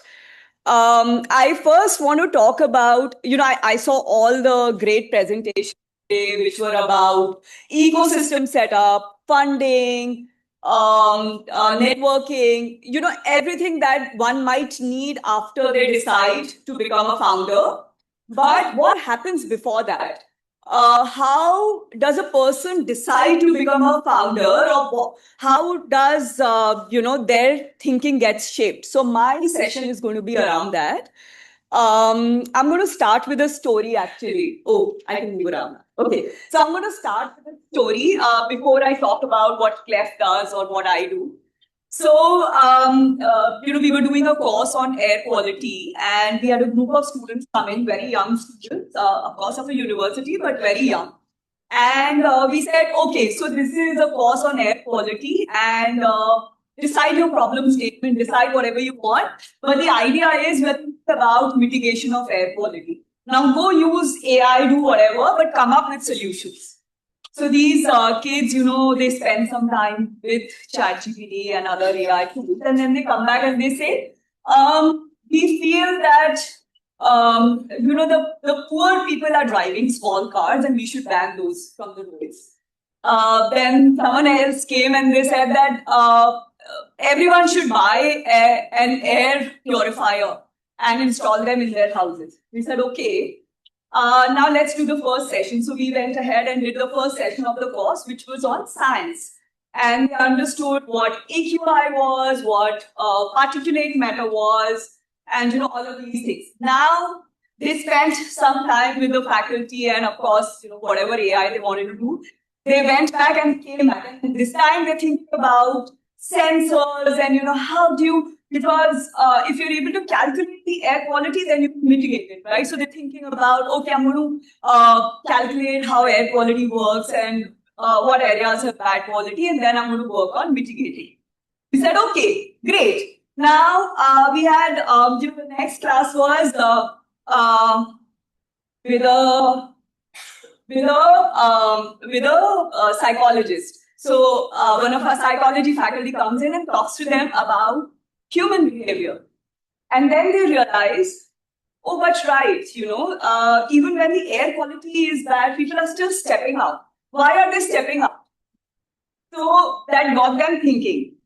Then the next class, we had a public policy expert come in and talk to them about public policy. And that's when they got to know that designing a good solution itself will not work. But what about government policy? What about all the stakeholders and how difficult it is to design a product? But then if there is no takeoff of the product, what happens?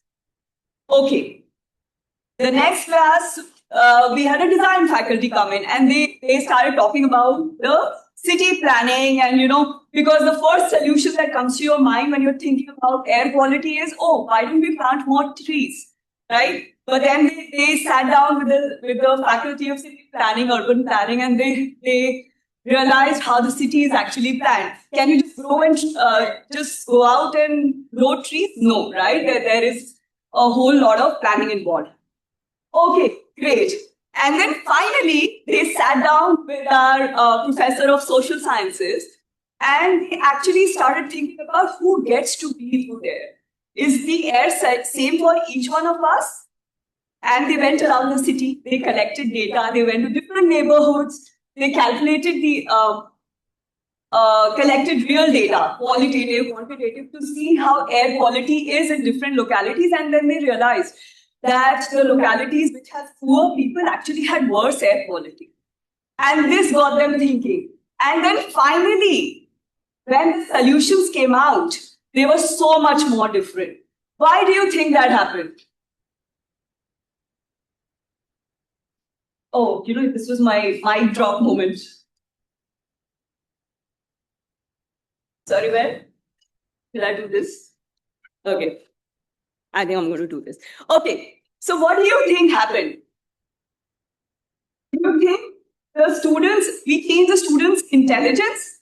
No, right? We just got them into structured thinking. And if you see, this is like the iceberg situation. If you look at the top of the iceberg, we could define air quality as a technical problem, and it's not incorrect. It is a technical problem. We are looking for technical as well. But unless we go down the iceberg, unless we look at the other aspects of the problem, we are not going to be able to solve it correctly. And that is what I'm going to try and talk about today. The work that we do at the Center for Learning Futures is around this. We talk about interdisciplinary learning, experiential learning, which we feel is the future of education because of artificial intelligence. So I'm going to take you through 3 big shifts that are happening in education.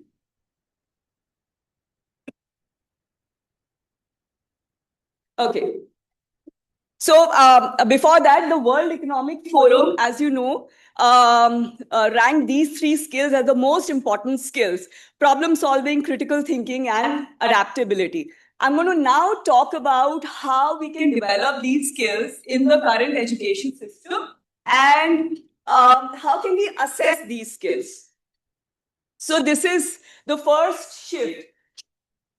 And I think everyone here knows now, right, that you can produce the best essays, the best presentations, and you can do this all with the click of a button, right? So then what is your advantage? If information is freely available, what is your advantage?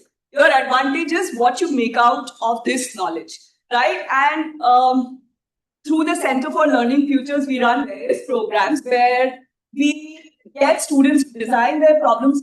We get them to look at, like I was giving the air quality example, we get them to look at the problem through various lenses and then solve. And of course, you can go out and use AI for it, but you're using AI very differently.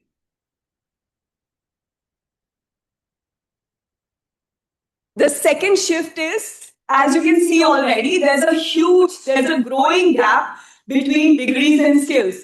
The technology is moving very fast, but we are not able to design courses accordingly, right? Our education system largely remains the same. So how do you deal with that? One is that you can churn out courses after courses. You know, the moment AI comes out, we got courses on prompt engineering. How do you write better prompts? Now you don't even need to write better prompts, right? You can just ask the AI to say, what sort of prompt do you want from me? I want this output, and it will tell you, okay, this is the prompt. And then you can go to another AI tool and write that prompt. So then what can we do to answer that? I think the most important thing that we need to work on is adaptability. How do we teach our students to be adaptable? That's the second skill that we should work on. And the third is, how do we assess them? So if you remember, I think even now this is how we are assessing students is on what outputs they are producing, what kind of answers they are writing, and how polished their final deliverable is. But do you think that's very difficult to get now with the advent of AI? No. So I think what we should work on is, what was their decision-making process? How did they come up with this solution? What were the trade-offs so let's say if I go back to my air quality example, if I had to design a low-cost air purifier, what are the trade-offs that I'm making here? And, when I do those sort of calculations, I may come up with a better solution. And of course, again, all the tools in the world are open to. And the third is tool evaluation. Okay. So this is, I think this is more or less what I wanted to talk about. Yes. So this is what I wanted to talk about. When a startup founder decides to start up, it's not, his or her thinking does not get shaped on that day. His or her thinking gets shaped over the last 15 years of whatever they've learned in school and university. And that's what we're trying to change. Through the center, we don't have all the answers. We're trying to figure out some of the answers, but these are largely the problems and the shifts that we see. Thank you.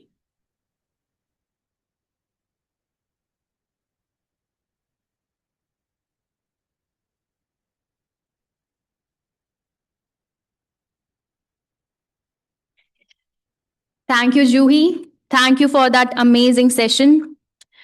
Thank you for showing us that innovation in education is just as important and vital as innovation in technology.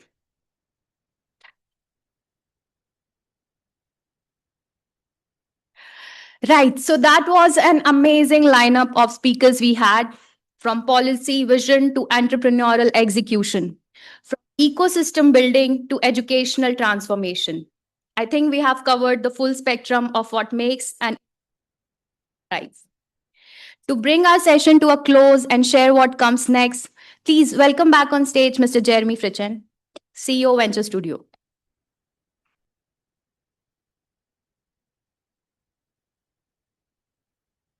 All right, another round of applause for our speakers.